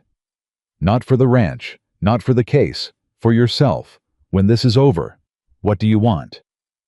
The question caught her off guard in a way Caldwell's implied threat had not. She opened her mouth and closed it again. "I haven't let myself think about that," she said honestly. "I stopped planning what I wanted when I stepped off that train." "Start again," he said quietly. "You should start planning again." She looked at him. He wasn't looking away. And for a moment the kitchen was very still, and the fire was very warm, and the mountains outside pressed close and enormous and permanent around the small, fragile fact of the two of them sitting across a table from each other, with everything unspoken, still humming in the air between them. Then Pete burst through the door. Both of them turned. Pete was breathing hard. His face was doing the wrong thing again. Too white, too fast, and this time with something underneath it that was more than urgency. "There are 3 men on the south fence line," he said, "armed, and they've got a paper." Samuel was on his feet. "What kind of paper?" he said. "I don't know," Pete said. "But they said they've got authority from the county to enforce an easement violation. They said—" He swallowed. "They said you've got 48 hours to vacate the south pasture, or they're authorized to secure it." The room went utterly silent. Clara thought, 48 hours. 2 days. Caldwell had been ready with this before they even left for Denver. He had the county paper already drawn up and waiting. He had not been responding to their visit to Aldrich. He had been moving on his own timeline the whole time, and the Denver trip had simply accelerated his timetable by a few days. "They're bluffing," Samuel said. "Maybe," Clara said. "But what if they're not?" He turned to look at her. "If Greer signed a county enforcement order," she said carefully, "even a fraudulent one, even one that will eventually be thrown out when Aldrich's investigation concludes, that order is technically valid right now. Resisting it gives Caldwell grounds to escalate. He can make you look like the one breaking the law." "So what do I do?" Samuel said. "Hand over my south pasture?" "No," Clara said. She stood up. "You go down to that fence line right now, and you tell those men that you are aware of the county order, that you dispute its legal validity, and that you have filed a formal complaint with the Territorial Land Authority in Denver regarding the underlying document. You say it calmly, and you say it clearly, and you make sure Pete and Hector are both standing there when you say it, so there are witnesses." She was already moving toward the desk.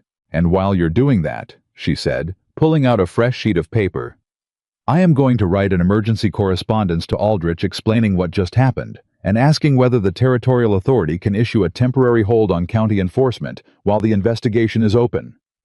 She looked up at him. "Can we get a rider to Denver tonight?" "Hector can make it by morning if he leaves now," Samuel said. "Then get him ready," Clara said. "Go deal with those men first. I'll have the letter ready before you're back." Samuel grabbed his hat. At the door, he stopped. He turned back. "Clara," he said. She looked up from the paper. "We're going to win this," he said. She held his gaze. "I know," she said.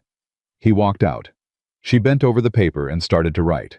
Outside, she could hear Samuel's boots on the ground, moving fast, but not running, heading toward the south fence line, where 3 armed men were standing with a county order that had been drafted by a corrupt official and engineered by a man who had decided that everything in this valley belonged to him if he wanted it badly enough. She wrote quickly. Her father's voice in her head, steady and patient. Name the facts. Give the dates. Use their own language against them.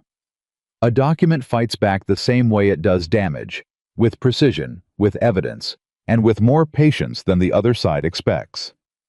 She finished the letter. She folded it and sealed it and addressed it to Aldrich at the Territorial Land Office and wrote "Urgent" across the outside of the envelope in her clearest hand. She took it to Hector, who was already saddling his horse. He took the letter without a word, tucked it inside his coat, and rode. Clara stood in the yard and watched him go. Then she turned back toward the south fence line, where she could hear, distantly, the sound of voices. Samuel's among them, level and clear, and underneath it, the lower register of the hired men with their county paper.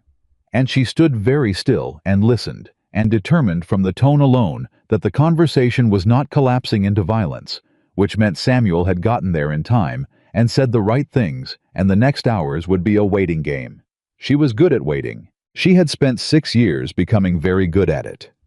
But this was different from the waiting she had done in Missouri. That had been the waiting of a person with no power over what happened next, waiting for her father's illness to turn, waiting for the money to come in, waiting for something to change that she couldn't change herself. This was the waiting of a person who had already set something in motion, who had put her father's letters in the right place at the right time, who had found the ink, lighter on one side of a paragraph than the other, and known what it meant, who had looked at a man who turned her away on a platform and understood, with the cold clarity of someone who had never been given the luxury of fooling herself, that the battle he was fighting needed something he didn't have. She had provided it. She was still providing it. And the sun was going down over the mountains in that particular way it had out here. The way that looked, even to a woman who was not yet ready to call this place home, like something worth protecting. She went back inside. She lit the lamp. She pulled out the next page of the case file and kept working. 2 hours later, Samuel came through the door. Howe was still steady, still controlled. But underneath the steadiness was something that looked like a man who had spent 2 hours talking to people who wanted to take something from him and had done it without breaking, and the cost of that was sitting somewhere around his jaw and his shoulders.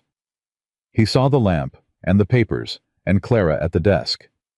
He sat down across from her. "They left," he said. "For now. I told them what you said.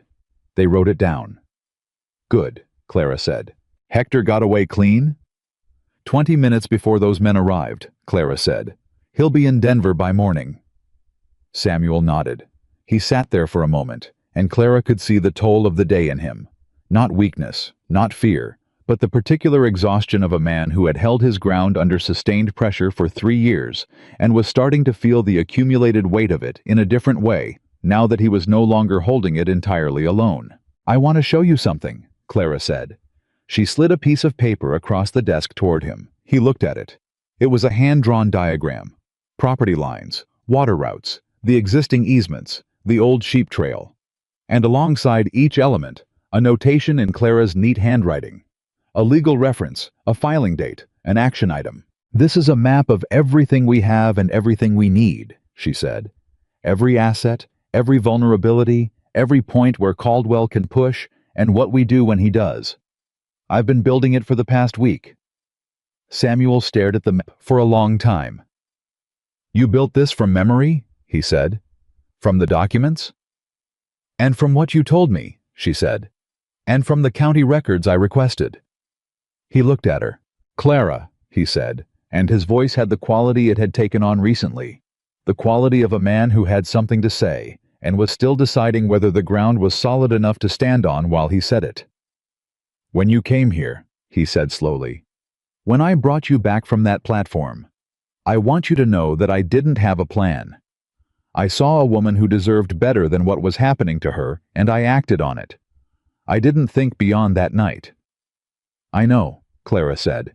"But now," he said, "what's happened since then? What you've done for this ranch, for me. I need you to know that I see it. Every piece of it. And I'm not going to pretend it's just gratitude." The lamp between them made everything warm and small and close. Clara looked at him steadily. "We should get through this first," she said quietly. He nodded. "We should," he said. "But I wanted to say it, so you knew." From outside, far away, they heard a coyote, and then nothing but the mountains, doing what mountains do, holding everything in, patient and enormous and enduring, while inside a lamp burned, and 2 people sat across a desk covered in documents that were going to change both their lives. And the night came on, and the work was not finished, and neither of them was going anywhere. Hector came back from Denver on the 3rd day. Clara heard the horse before she saw him, and she was already at the door when he came through the gate, and something in the way he was riding, fast but not panicked, purposeful, told her that what he carried was not bad news, but not simple news either. The kind of news that changed the shape of things without resolving them. He handed her a sealed envelope before he even dismounted properly. She broke the seal and read it standing in the yard. Samuel came out of the barn. "Well?" he said. Clara read to the end before she looked up. "Aldrich filed a temporary administrative hold," she said. "The county enforcement order is suspended pending territorial review. Caldwell's men cannot legally move on the south pasture while the investigation is open." Samuel exhaled slowly. "That's good," he said. "It's very good," Clara said. "But read the second paragraph." She handed him the letter. He read it.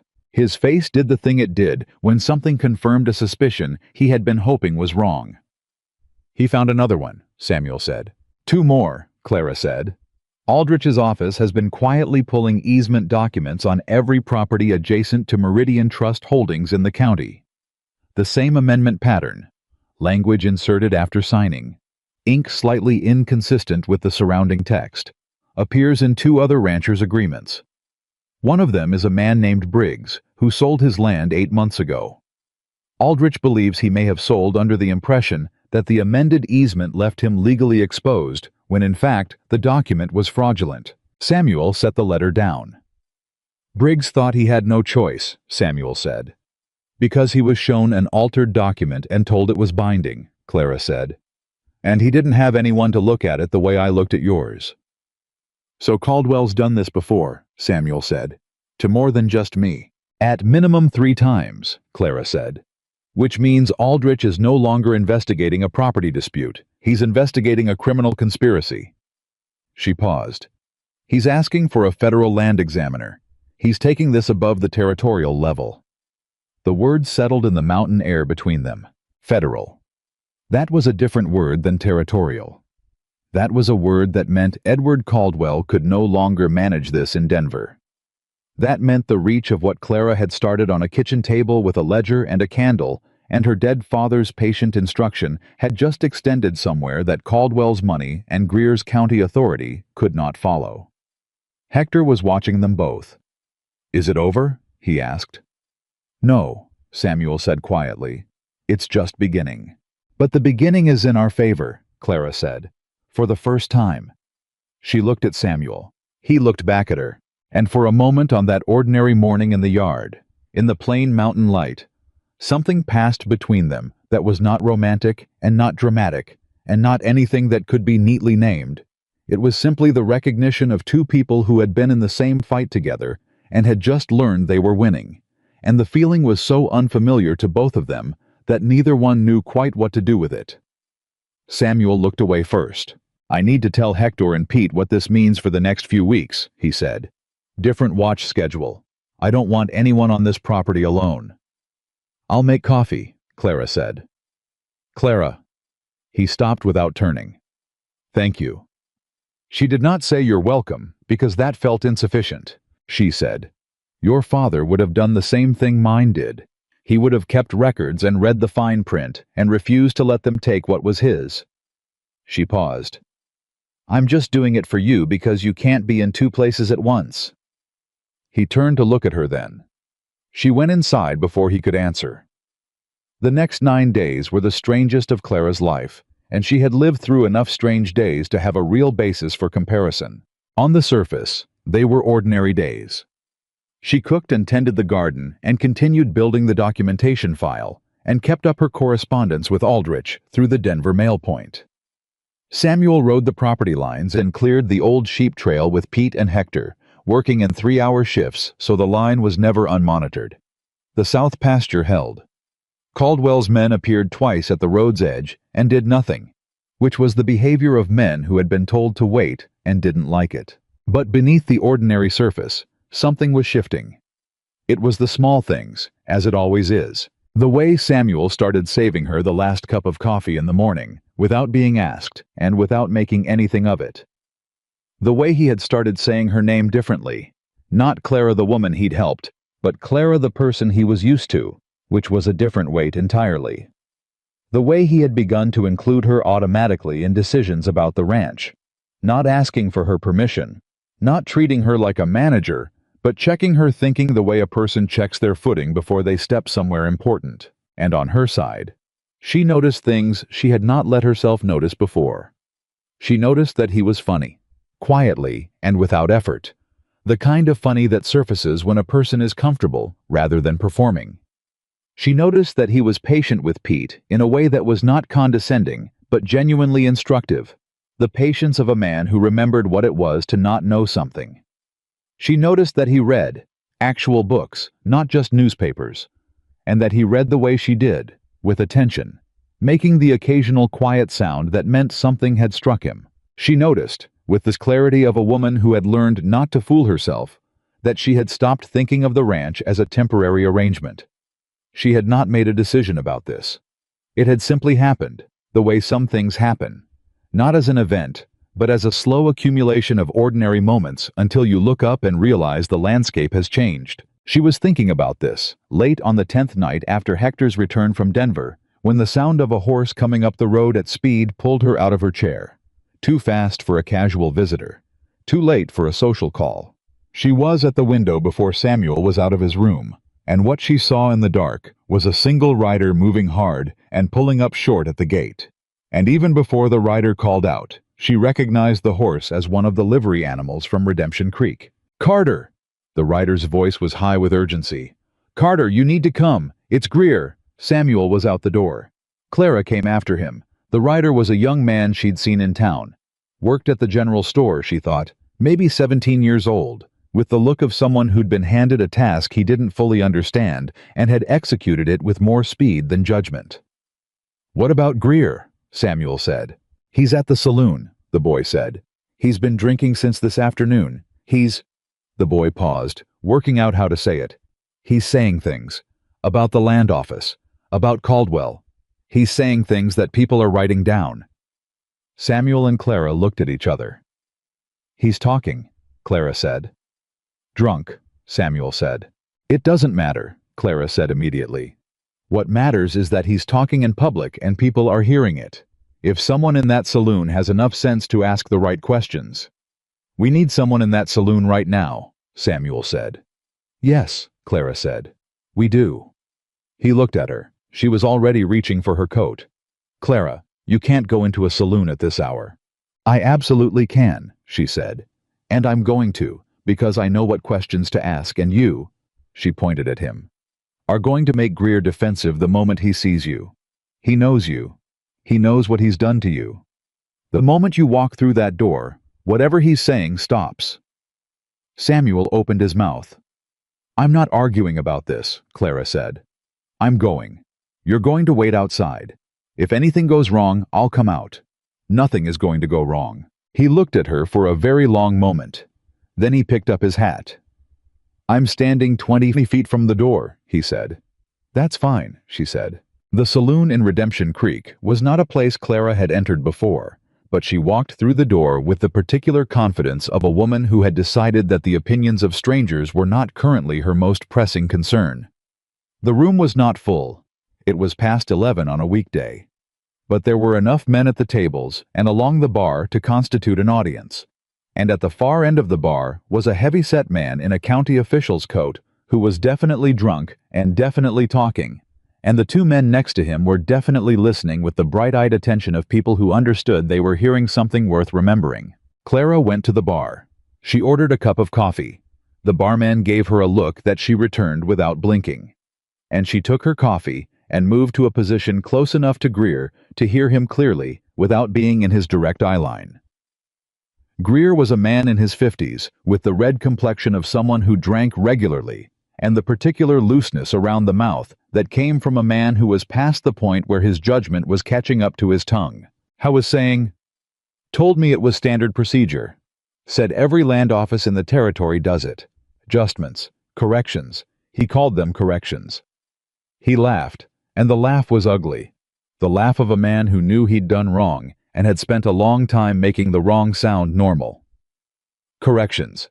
First time I let him correct a document, I told myself it was a gray area. Second time." "Second time?" one of the listening men said. "Second time I knew what it was," Greer said. "But by then," he turned his glass, "by then I was in it, wasn't I? Man's in it, he's in it."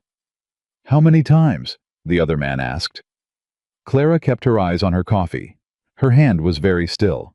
"Don't know exactly," Greer said. "Lost count. He'd send Tanner with the document and a number, and I'd—" He stopped. Something shifted in his face. The alcohol-loose expression tightened for a moment, like a man who'd walked to the edge of something and looked down. "I've said enough." "William." The man next to him, a rancher, from the look of him, someone who probably knew Greer socially, put his hand on Greer's arm.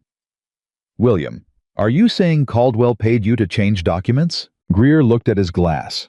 He didn't answer, but he didn't deny it either.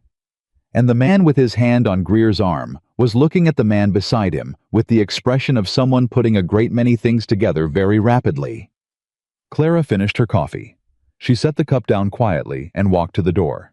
Outside, Samuel was exactly where he said he'd be, 20 feet from the door, standing in the dark with his hat on and his hands in his coat pockets. And the moment she came out, his whole body oriented toward her with the focused attention of a man who had spent 30 minutes outside that door, not enjoying the experience. "Are you all right?" he said. "I'm fine," she said. He talked. He didn't name numbers, but he admitted Caldwell paid him to alter documents, and he said it was more than once, and he lost count. She kept her voice low, precise. "There are 3 men in there who heard every word. One of them is a rancher. I don't know his name, but I'd recognize him, and he was asking the right questions. Which rancher? Samuel said. Tall, gray coat, scar on the left side of his jaw. Samuel was quiet for a moment. Dan Mercer, he said. He's got land 2 valleys over. He sold a parcel 18 months ago. He stopped. To Meridian Trust? Clara said. To a holding company, Samuel said. I didn't know which one. Clara thought about Aldrich's letter. The man named Briggs, who sold under the impression his easement left him exposed. Mercer might be the third case, she said. The one Aldrich didn't have a name for yet. Samuel swore quietly. Caldwell didn't just take from me, he said. He built a system, Clara said. He needed Greer in the county office, and he needed a pattern of purchasing distressed properties to hide what the pattern actually was. She looked at him in the dark. We need someone to take Mercer's statement tonight, before he sleeps on it and decides it's not his business. That's my job, Samuel said. Yes, Clara said. Go. He went. She stood outside the saloon in the mountain night and felt the cold and thought about her father and thought about the particular satisfaction of watching a thing you built doing exactly what it was designed to do, and she thought that maybe this was what justice felt like in its earliest stages. Not dramatic, not immediate, but this. A drunk man in a saloon saying too much, a woman drinking coffee 10 feet away, and the whole precarious structure of a corrupt man's careful system developing its first real crack. Samuel was inside for 40 minutes. He came out with a look on his face that she had not seen before. Mercer had a copy of his amended easement, he said. He'd kept it because something bothered him about the language. He didn't know what. He'd been holding on to it for a year and a half, not knowing what it meant. He knows now? Clara said. I told him about Aldrich, Samuel said. About the federal examiner. He wants to file. He's going to Denver next week with his documents. Clara closed her eyes for 1 second. Just one. All right, she said. All right. We need to write to Aldrich tonight and tell him about Greer's conversation and about Mercer. We need it in the record that this happened before Greer has a chance to retract or claim he was misunderstood. Tonight? Samuel said. Tonight, Clara said. They rode back to the ranch. They sat down at the desk together. Samuel reading back what he'd heard in the saloon while Clara wrote, her hand moving quickly and precisely across the page, the lamp burning low, the night outside enormous and silent and full of mountains. At some point past midnight, Samuel stopped talking, and she looked up, and he was watching her write with an expression she had no word for. Not love. That word required more certainty than either of them had reached yet. But something adjacent to it. Something that looked like a man who had spent a long time looking at an empty space in his life and was slowly, carefully, beginning to understand that it might not always be empty. She kept writing. I need to know something, he said. Ask, she said, not looking up. When this is over, he said. When Aldrich has what he needs, and the federal examiner closes the case, and Caldwell faces whatever he faces. What do you want to do? She stopped writing. She looked at him. I told you I hadn't let myself think about that, she said. I'm asking you to start, he said. I'm asking because He stopped. He started again. The ranch needs someone who can manage the accounts, and someone who knows how to deal with legal documents, and someone who can tell the difference between what a paper says and what it means. He paused. I realize that's a very practical way to say something that isn't entirely practical. Clara set down her pen. Samuel, she said. I'm not asking you to answer tonight, he said. I'm not asking you to decide anything. I'm just asking you to know that the question is there, that I'm asking it. She looked at him for a long moment. I know, she said quietly. I hear it. He nodded. She picked up her pen. They worked until the lamp burned low and the letter was finished and sealed. And then Samuel took the night watch because neither of them trusted that Caldwell's men might not make a move now that Greer had been drinking in public. And Clara went to her room and lay down on the bed without undressing and stared at the ceiling and let herself, for the first time since she'd arrived in Colorado territory, actually imagine a future. Not a vague future. A specific one. This kitchen. This desk. This window facing east. The garden that had been Margaret's and was now, little by little, becoming something else. Not replacing what was there before, but growing alongside it, the way things grow when the soil is good and someone remembers to tend it. She fell asleep thinking about that. She woke at dawn to Samuel's voice outside her door, careful and measured, telling her that a rider had come from town. She was up immediately.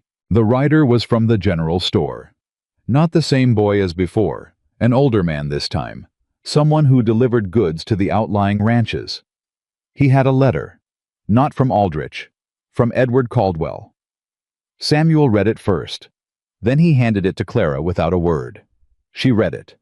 It was not what she expected. It was not a threat. It was not a new offer. It was a request for a meeting.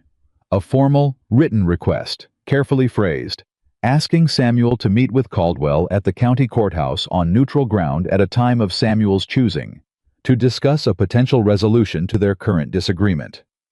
"He's scared," Clara said. "Greer talked," Samuel said. "Word got back. He needs to know how much we have before he decides what to do next," Clara said.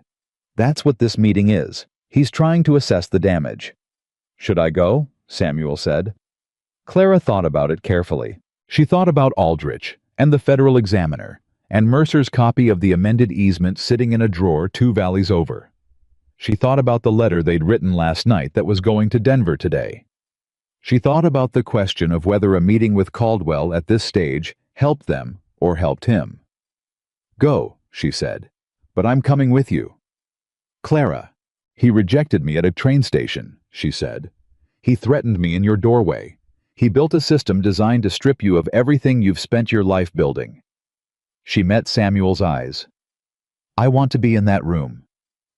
Samuel looked at her for a moment. Then something happened in his face that was very close to a smile. Not the almost smile she'd seen before, but something more definite, something that reached his eyes. "I wouldn't have it any other way," he said. The meeting was 2 days later. The county courthouse was not Greer's office. Greer, notably, had not been seen at work since the night at the saloon, but a formal meeting room used for mediated disputes, with a table and chairs and a window, and the slightly stale air of a place where a great many difficult conversations had been conducted and absorbed into the walls. Caldwell was already there when they arrived. Howe was alone, which surprised Clara. No Tanner, no hired men. Just Edward Caldwell in his good coat, sitting at one side of the table with his hands folded in front of him and the look of a man who had spent 2 days revising his understanding of the situation and had not enjoyed the process. He looked at Clara when she walked in. She looked back at him. He looked away first. He spent the first 10 minutes of the meeting making the case for a negotiated settlement. He used phrases like mutual benefit and practical resolution and moving forward. The language of a man who wanted to end a thing without naming what the thing was. Samuel let him talk. Clara sat with her hands folded on the table and her face arranged in the expression of a woman who is listening very carefully and finding nothing to agree with. When Caldwell finished, Samuel said, "What exactly are you proposing?" "I'm proposing to withdraw the county enforcement order," Caldwell said, "to restore the water routing to its original path, and to make a fair offer on the parcel that's caused all this conflict, the South Pasture acreage, based on current market value." "You're proposing to buy the land you've been trying to take," Samuel said. "I'm proposing to resolve this amicably," Caldwell said. "Mr. Caldwell," Clara said. He looked at her. Her voice was entirely level. "Aldrich's office has identified at minimum 3 properties in this county where easement documents were altered after signing. One of the affected landowners has already begun the process of filing with the Territorial Land Authority. A federal land examiner has been requested." She let that sit for exactly 2 seconds. "The county land clerk's office is currently under administrative review, and I believe you received communication from the Territorial Land Authority's office in Denver approximately 4 days ago." Caldwell's face did not change, but his hands, folded on the table, tightened. Just slightly. Just enough. "I don't know what you think you've—" he started. "Mr. Caldwell," Clara said again, in the same level voice. "I am a woman from a farm in Missouri who spent 6 years reading every legal document that came within reach of her family's land, because her father believed the only defense against dishonesty was understanding. I found the discrepancy in Samuel's easement in 2 hours with a magnifying glass and a lamp. She paused. What do you imagine the federal land examiner is going to find? The room was very quiet. Caldwell looked at her, and in that look, for just a moment before he composed himself, Clara saw it. Not anger, not contempt, something rarer and, she thought, more useful. Genuine recalibration. The look of a man who had assessed her at a train station and drawn a conclusion, and was now in a courthouse meeting room understanding, with the slow discomfort of forced honesty, exactly how wrong he had been. What do you want? He said. His voice was quieter now. I want what's already in motion, Samuel said. I want the federal inquiry to conclude. I want Aldrich's investigation to run its course. And I want you to understand that the South pasture is not for sale. Not now. Not at any price. Caldwell looked at the table. The inquiry, he said carefully, will be damaging. To more than just my business concerns. I know, Samuel said. Men I've had associations with, Caldwell said. Financial arrangements. If a federal examiner starts pulling threads. That's not my concern, Samuel said. You should have considered that before you started pulling threads of your own. Caldwell was quiet for a long moment. Clara watched him. She watched a man performing, in real time, the calculation of someone who had run out of moves in a game he'd been controlling for 3 years. She watched him arrive, with visible and private reluctance, at the conclusion that there was no play left. I'll withdraw the county order, he said finally. I'll restore the water routing within the week. In writing, Clara said. Filed with the Territorial Land Authority, not the county. He looked at her. In writing, he confirmed. And the properties of the other affected landowners, Clara said. The ones who sold under the impression the altered easements were valid. That's not something I can negotiate for them. But I'd suggest you speak with your attorney about what a voluntary restitution arrangement might mean for your situation versus what a federal determination might mean. Caldwell stared at her. You're very thorough, he said. His voice had an edge in it, but underneath the edge was something that might, in a different man, have been admiration. My father raised me to be, she said. He stood. He was a tall man, and the room felt smaller when he moved in it, and Clara stayed very still and didn't move anything but her eyes, tracking him as he picked up his hat. He stopped at the door. He turned back. He looked at Samuel. Carter, he said, I want you to know what I said at the station. When I turned Miss Whitmore away, he paused, and the pause had the weight of a man choosing words carefully for the first time in a long time. That was a failure of judgment, on my part. Samuel said nothing.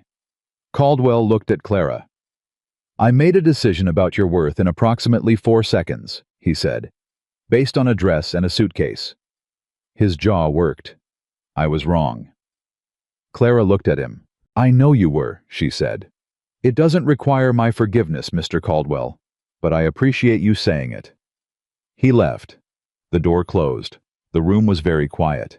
Clara sat at the table with her hands still folded in front of her, and she breathed through the next 30 seconds carefully, because 30 seconds was about how long she could keep the composure in place before the reality of what had just happened started to press against the inside of her chest, with something that was partly triumph and partly grief, and mostly just the vast, relieved exhaustion of a person who has been holding something heavy for a very long time and has just been permitted to set it down. Samuel was looking at her.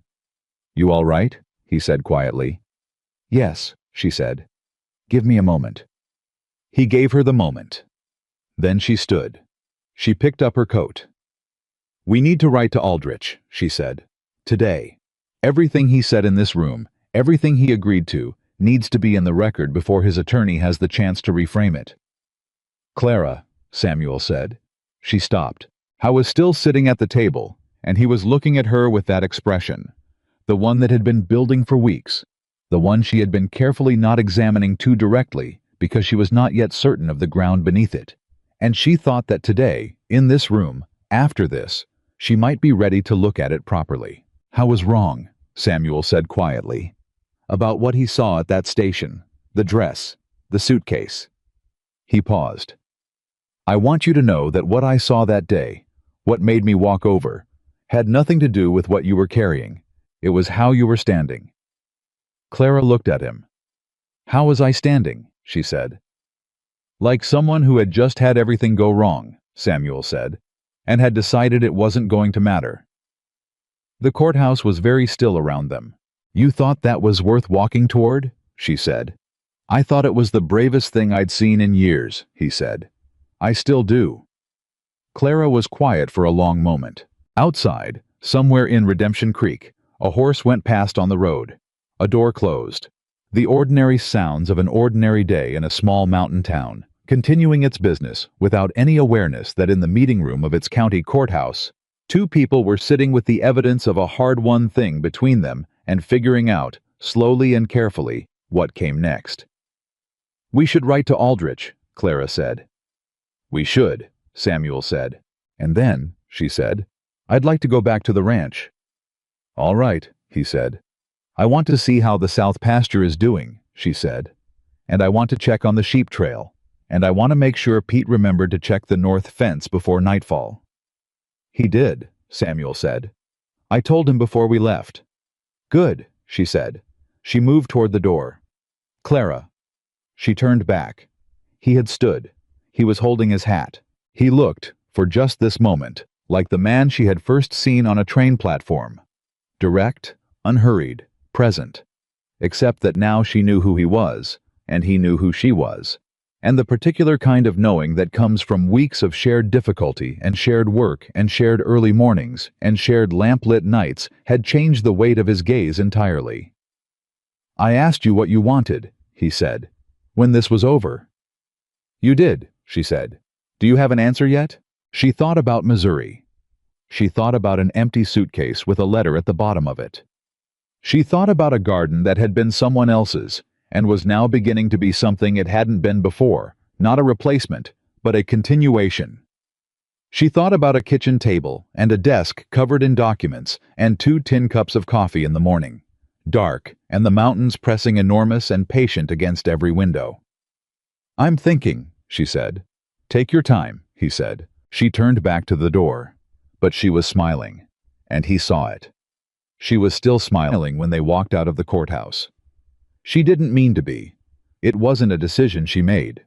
It simply happened the way some things had been happening lately, without her permission, without her planning, arriving quietly in the middle of ordinary moments and refusing to leave. Samuel noticed. He said nothing.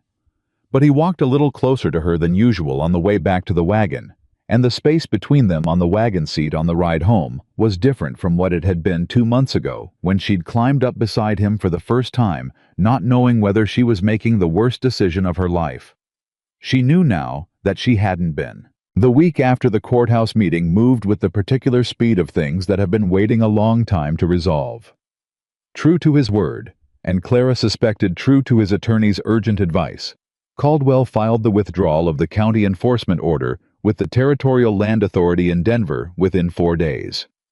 The water rerouting was corrected by the end of the week. She watched from the edge of the South Pasture on the morning it happened, standing beside Samuel while 2 of Caldwell's hired men worked on the creek diversion without looking up, and she felt the particular quiet satisfaction of watching something put back the way it was supposed to be. "The grass will take a season to recover," Samuel said. "It'll recover," Clara said. He glanced at her. "You sound certain." "I am," she said. "Things that have good roots come back." He was quiet for a moment. "Yes," he said. "They do." Aldrich's formal correspondence arrived 10 days after the courthouse meeting. The federal land examiner had been assigned. The investigation into county land office practices was now officially a federal matter, which meant Greer had retained his own attorney and was reportedly cooperating extensively with investigators in hopes of reducing his own exposure, which meant the information flowing into Aldrich's office had accelerated from a trickle to something considerably more substantial. Caldwell's attorney had been in contact with the federal examiner's office. Clara read all of this in Aldrich's careful official language and translated it for Samuel and Hector and Pete around the kitchen table, and what she said was, "It's out of our hands now. We did what we needed to do, and we did it correctly, and the rest is the law's work." "How long?" Hector asked. "Months," Clara said honestly. "These things take time. But the outcome—" She paused. "I feel confident about the outcome." Pete looked at Hector. Hector looked at Clara. "Miss Whitmore," Hector said carefully, "you've been here 9 weeks." "I know," Clara said. "When you came, I asked you if you were staying a while," he said. "You said you didn't know yet." The kitchen was quiet. Samuel was looking at his coffee cup. "I remember," Clara said. "Do you know yet?" Hector said. He was not being impertinent. His voice had the careful gentleness of a man who had watched his employer survive a great deal of loneliness and was asking the only question that mattered without quite having the authority to ask it directly. Clara looked at Hector. She looked at Pete, who was determinedly examining the table. She looked at Samuel, who had not looked up from his coffee cup, but whose stillness had the particular quality of a man who was listening to every word with his whole body. "I'm working on knowing," Clara said. Hector nodded like that was the right answer. Maybe it was. The letter from her sister arrived 3 days later. She hadn't written to Missouri since she left. Hadn't known what to say. Hadn't wanted to explain the humiliation of the station. Hadn't been ready to describe what had come after, in terms that would make sense to anyone who hadn't lived through it beside her. But she had sent a brief note when they returned from Denver, just enough to say she was safe and well and situated with respectable people, and her sister Ruth had clearly been waiting with considerable impatience for any word at all. Ruth's letter was 3 pages long and covered every emotion from fury at Edward Caldwell to relief that Clara was safe to barely concealed excitement at the mention of a rancher named Samuel Carter, about whom Ruth asked 11 questions in the space of 2 paragraphs, each one more pointed than the last.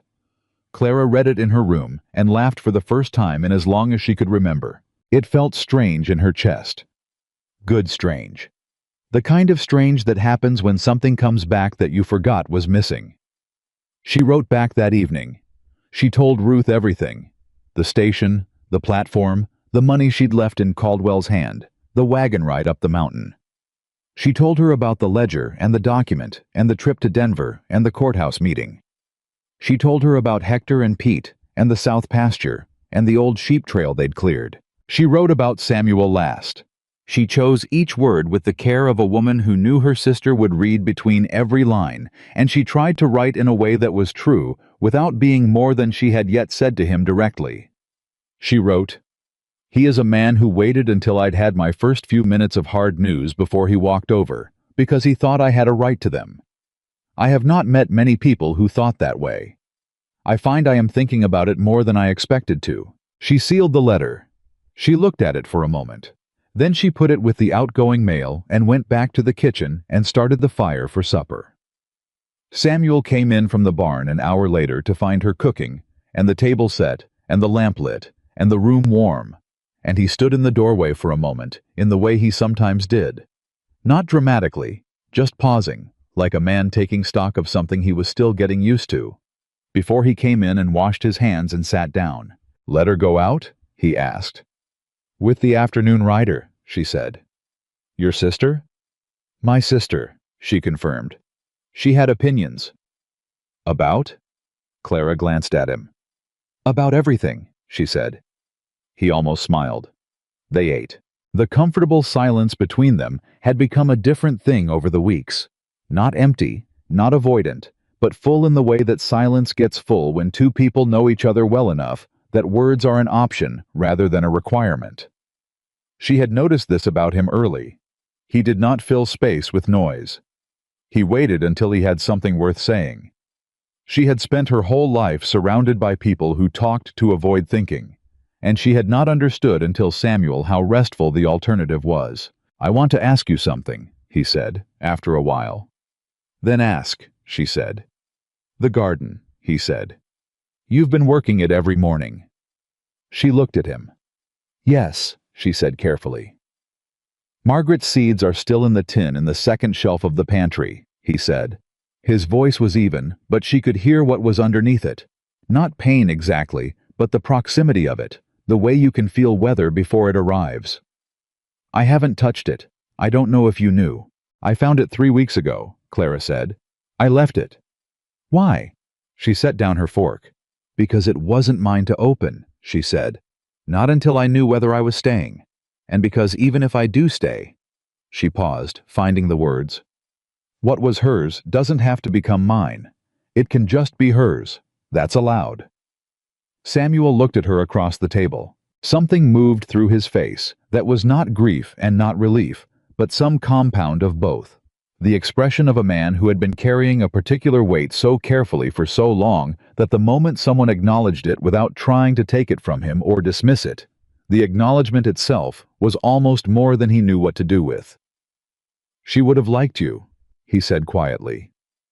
I think I would have liked her, Clara said. He nodded once. The seeds are good for planting, he said. Some of them. She kept them properly. A pause. If you wanted to use them, that's your decision, not mine. Clara looked at him. She understood what he was saying, not just about seeds. I'll think about it, she said. That's all I'm asking, he said. They cleaned up together after supper. The easy, familiar routine of it, him drying what she washed, both of them moving around each other in the small kitchen without collision, without negotiation, with the practiced comfort of people who have shared a space long enough that the choreography has become instinctive. He hung the cloth on the hook. He turned. She was right there, closer than she'd realized, the kitchen being what it was, small and warm and lit amber by the lamp. And for a moment, neither of them moved. Clara, he said. Samuel, she said. His voice, when it came, was the quietest she'd ever heard it. I want to ask you to stay. Not because the ranch needs your help with the accounts. Not because you're useful in a legal office. Not because of anything practical. He stopped. Because when I come in from the barn in the morning, I look for you. Because when something happens that I need to think through, your voice is the one I hear in my head working through it. Because the house, he paused. The house sounds different when you're in it. And I had forgotten that houses were supposed to sound like something. Clara did not look away from him. She had been a careful woman for a long time. Careful with her hopes. Careful with her heart. Careful with the particular kind of trust that, once broken, took years to rebuild. She had been careful because careful was what kept you standing when everything else fell. But careful had its limits. And this man had walked toward her on a platform when everyone else was walking past, and had offered her a room with a lock on the inside, and had given her the floor in a government office, and stood at her shoulder without making it about him, and had told her about Margaret without being asked, and without performing his grief, and had said I wanted to see how you handled it before I decided whether to say anything. And she had been thinking about that sentence, with its patience and its respect, for 9 weeks. I'm not going back to Missouri, she said. He looked at her. I haven't been planning to go back to Missouri for a while now, she said. I just wasn't sure how to say that without making it mean more than you were ready for it to mean. And now? He said. She looked at him steadily. Ask me properly, she said. Something shifted in his face. Surprise, and then something warmer than surprise, and then the almost smile that she had catalogued so many iterations of over the past weeks resolved, finally and completely, into an actual smile.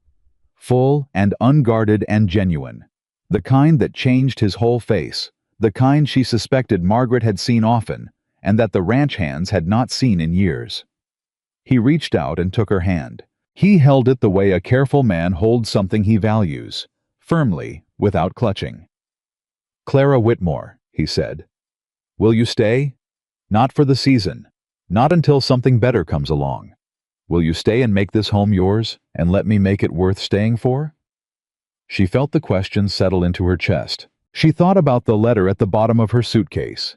She thought about a train platform in the mountain heat, and a man who walked toward her with his hat in his hand and nothing to offer except honesty.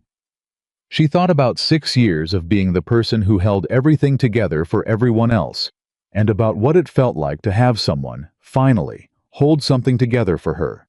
Not by rescuing her, not by deciding her worth for her, but by standing beside her in a government office and letting her speak and being there when she came out. Yes, she said. Just that. One word. But it had the weight of everything she'd carried to get to it.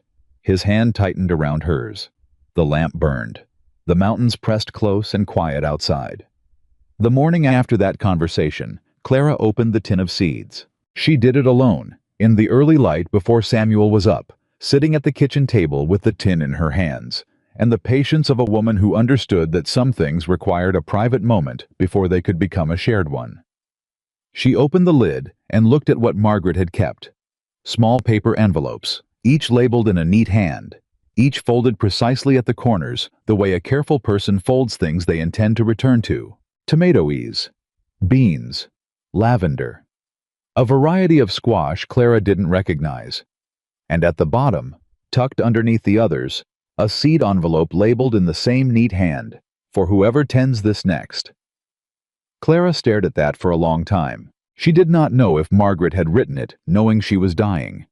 She did not know if it was written in hope or resignation, or simple practicality, or something in between.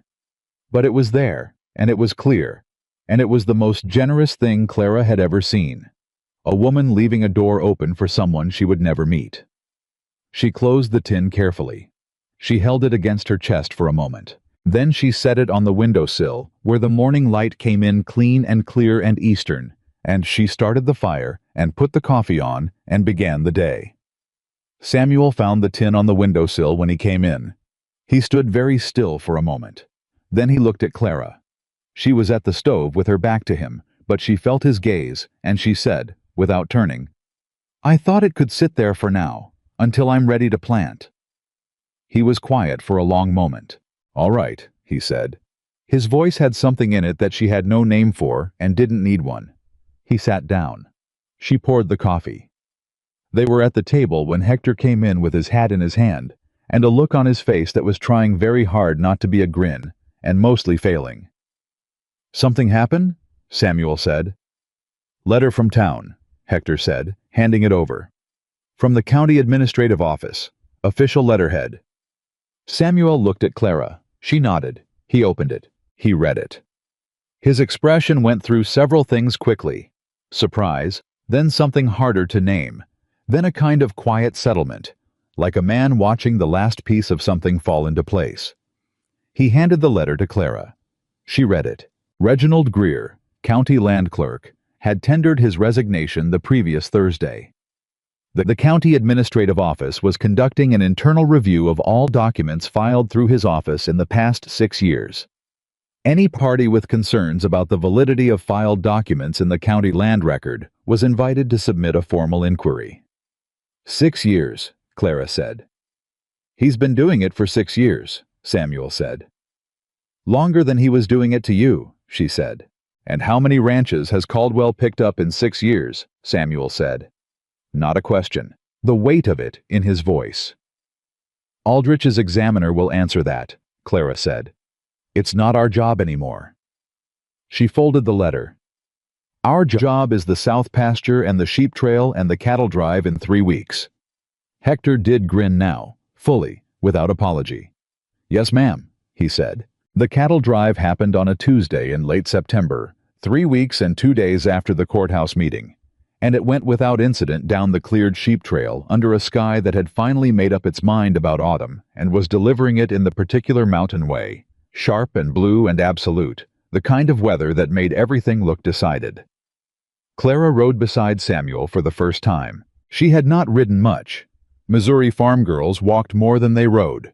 But Samuel had been quietly patient about teaching her, and she had been quietly determined about learning, and the result was that she sat her horse with a competence that was not yet grace, but was headed in that direction. Hector gave no indication that he noticed anything different about the morning, but she caught him smiling to himself 3 times before noon. That evening, back at the ranch with the cattle counted and settled and the paperwork complete, Samuel built a fire in the yard because the nights had gone cold, and it was the kind of evening that wanted a fire, and they sat around it, all 4 of them, Samuel and Clara, and Hector and Pete, with coffee and the specific companionable exhaustion of people who have done a hard thing well together. Pete, who was 17 and still learning the relationship between what he thought and what he should say out loud, looked at Clara across the fire and said, Miss Whitmore, are you going to be here next spring? Hector closed his eyes briefly. Samuel looked at the fire. Clara looked at Pete with the full, level attention she had previously deployed on county land clerks and territorial officials. And Pete went slightly pink and said, I just meant, for the planting season. Because Hector said you know about gardens, and we haven't had a proper kitchen garden in. Pete, Samuel said. No, Clara said. Let him finish. Pete looked at her cautiously. I just think it'd be good, he said, with the earnest simplicity of someone who has run out of ways to complicate a true thing. For the ranch. For everyone. If you were here next spring. Clara looked at the fire for a moment. She thought about a seed envelope at the bottom of a tin, labeled in a hand that was not hers, for whoever tends this next. I'll be here next spring, she said. Pete exhaled. Hector opened his eyes. Samuel said nothing, but his hand, resting on the arm of his chair, moved just slightly toward hers in the dark beside the fire, and she turned her hand over, and his fingers closed around it, and neither of them said anything about it, because there was nothing to say that the gesture hadn't already said more clearly. The fire burned. The mountains held the cold and the dark around their small circle of warmth, somewhere below on the valley road. A night rider passed, and then was gone, and the silence came back enormous and familiar and no longer empty. A month after that evening, Dan Mercer rode up to the ranch on a gray morning with his amended easement document and his 3-year-old Anger and his new attorney from Denver, and he sat at Clara's kitchen table and drank her coffee and told her that 2 other ranchers in the next valley had come forward with similar documents after word spread about the federal inquiry, and that Aldrich's examiner had now formally identified 7 properties affected by the Meridian Trust's document fraud scheme, and that Edward Caldwell had been served with a federal notice of civil liability the previous Thursday. Clara sat across from Dan Mercer and listened to all of this. When he finished, he said, I want you to know something, Miss Whitmore. When Carter told me about you, what you did with that easement document, how you found it, I want you to know that I've been carrying that altered paper for a year and a half, not knowing what I was looking at, thinking I'd been stupid, thinking I should have caught it myself. He paused. What you did, finding it, knowing what it meant, knowing what to do with it, that gave the rest of us a way back, a way to fight. He looked at her directly. I don't know how to thank you properly for that. Clara shook her head. Thank my father, she said. He's the one who taught me to read the fine print. Mercer stayed for another hour, and then rode back down the mountain, and Clara sat for a while after he left in the quiet kitchen with her cold coffee and the morning light coming through the eastern window and the tin of seeds on the windowsill where it had been sitting for 4 weeks. She looked at the tin for a long time. Then she got up. She took her coat from the hook. She took the tin from the windowsill. She went out to the garden. The ground was cold, but not frozen. They had another few weeks before hard frost, she thought, and there were things that could still go in before winter, things that would wait under the cold earth and come up in spring without needing to be told to. She opened the tin. She found the packet labeled, For Whoever Tends This Next. She opened it. She knelt down in the cold garden dirt in her good coat, like a woman who had decided that some things were worth the indignity of kneeling, and she pressed the seeds into the ground one by one, in a row, with the particular care of someone doing something for the first time that they intend to do many times more. Samuel found her there 10 minutes later. He stood at the edge of the garden. He saw the tin. He saw the open packet. He did not say anything for a moment. You could have waited for better weather, he said finally. I could have, she agreed, but I didn't want to wait anymore. He came and crouched down beside her. He picked up a handful of the cold soil and let it fall through his fingers, the way a man does who knows his land. Good soil, he said. Yes, she said. Things will grow. Yes, she said. They will. He was quiet for a moment. Clara. I want to marry you, he said. I've been wanting to say it plainly for about 3 weeks, and I keep finding reasons to wait, and I've decided the reasons aren't better than the saying. She sat back on her heels. She looked at him. He was looking at her with his direct, unhurried gaze, the gaze she had catalogued on a train platform before she knew his name. The gaze that had decided she was worth walking toward before it knew anything else about her. "All right," she said. He looked at her. "All right," he said. "All right, I'll marry you," she said. "Did you want a longer answer?" Something broke open in his face. Not the almost smile, not the careful measured almost, but the full thing, unguarded and genuine, and lit from somewhere deeper than his expression. "No," he said. "That's the right length." He reached over and covered her hands, cold from the soil, cold from the autumn air, with both of his, and held them until they were warm. They stayed in the garden a while longer. The sky above the mountains was the particular blue of late September in Colorado, high and absolute and enduring, the kind of blue that makes you understand why people stayed in places that were hard to live in, because the world could be that beautiful if you were in the right place to see it. Below them, the south pasture was recovering. The water was running where it was supposed to run. The sheep trail they had cleared together was wide enough now that the cattle moved through it easily, and come spring it would be wider still. In 3 months, Caldwell's civil liability case would begin its slow federal progress through the courts, and Greer would testify extensively in exchange for a reduced sentence, and 6 of the 7 affected ranchers would receive formal settlements, and the Meridian Land and Cattle Trust would be dissolved, and the land it had taken by fraud would begin its own slow process of returning to the people it had been taken from. In 4 months, Clara Whitmore would stand in the small church in Redemption Creek in the only good dress she had brought from Missouri, and Dan Mercer would sit in the second pew, and Hector would stand up with Samuel, and Pete would forget he wasn't supposed to cry, and would spend the entire ceremony pretending he had something in his eye, and the minister would say the words, and Samuel would say his words, and Clara would say hers, and the town that had watched a woman be turned away on a platform on a summer afternoon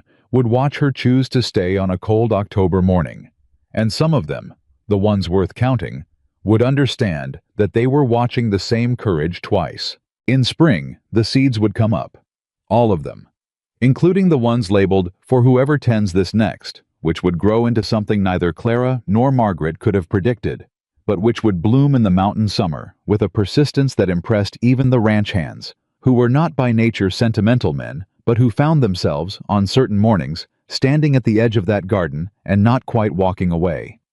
But that was all still ahead of them. Right now, there was just the garden and the cold soil, and the 2 of them crouched in it in the morning light, and Samuel's hands around Clara's, and the mountains holding everything in the way mountains do, patient and enormous, and completely indifferent to how long anything took, because they had seen enough to know that the things worth having were worth the wait. The woman who had arrived with nothing had found a mountain cowboy who saw everything she was worth, and she had looked back at him and seen the same. That was the beginning of all the rest of it, and the rest of it was home.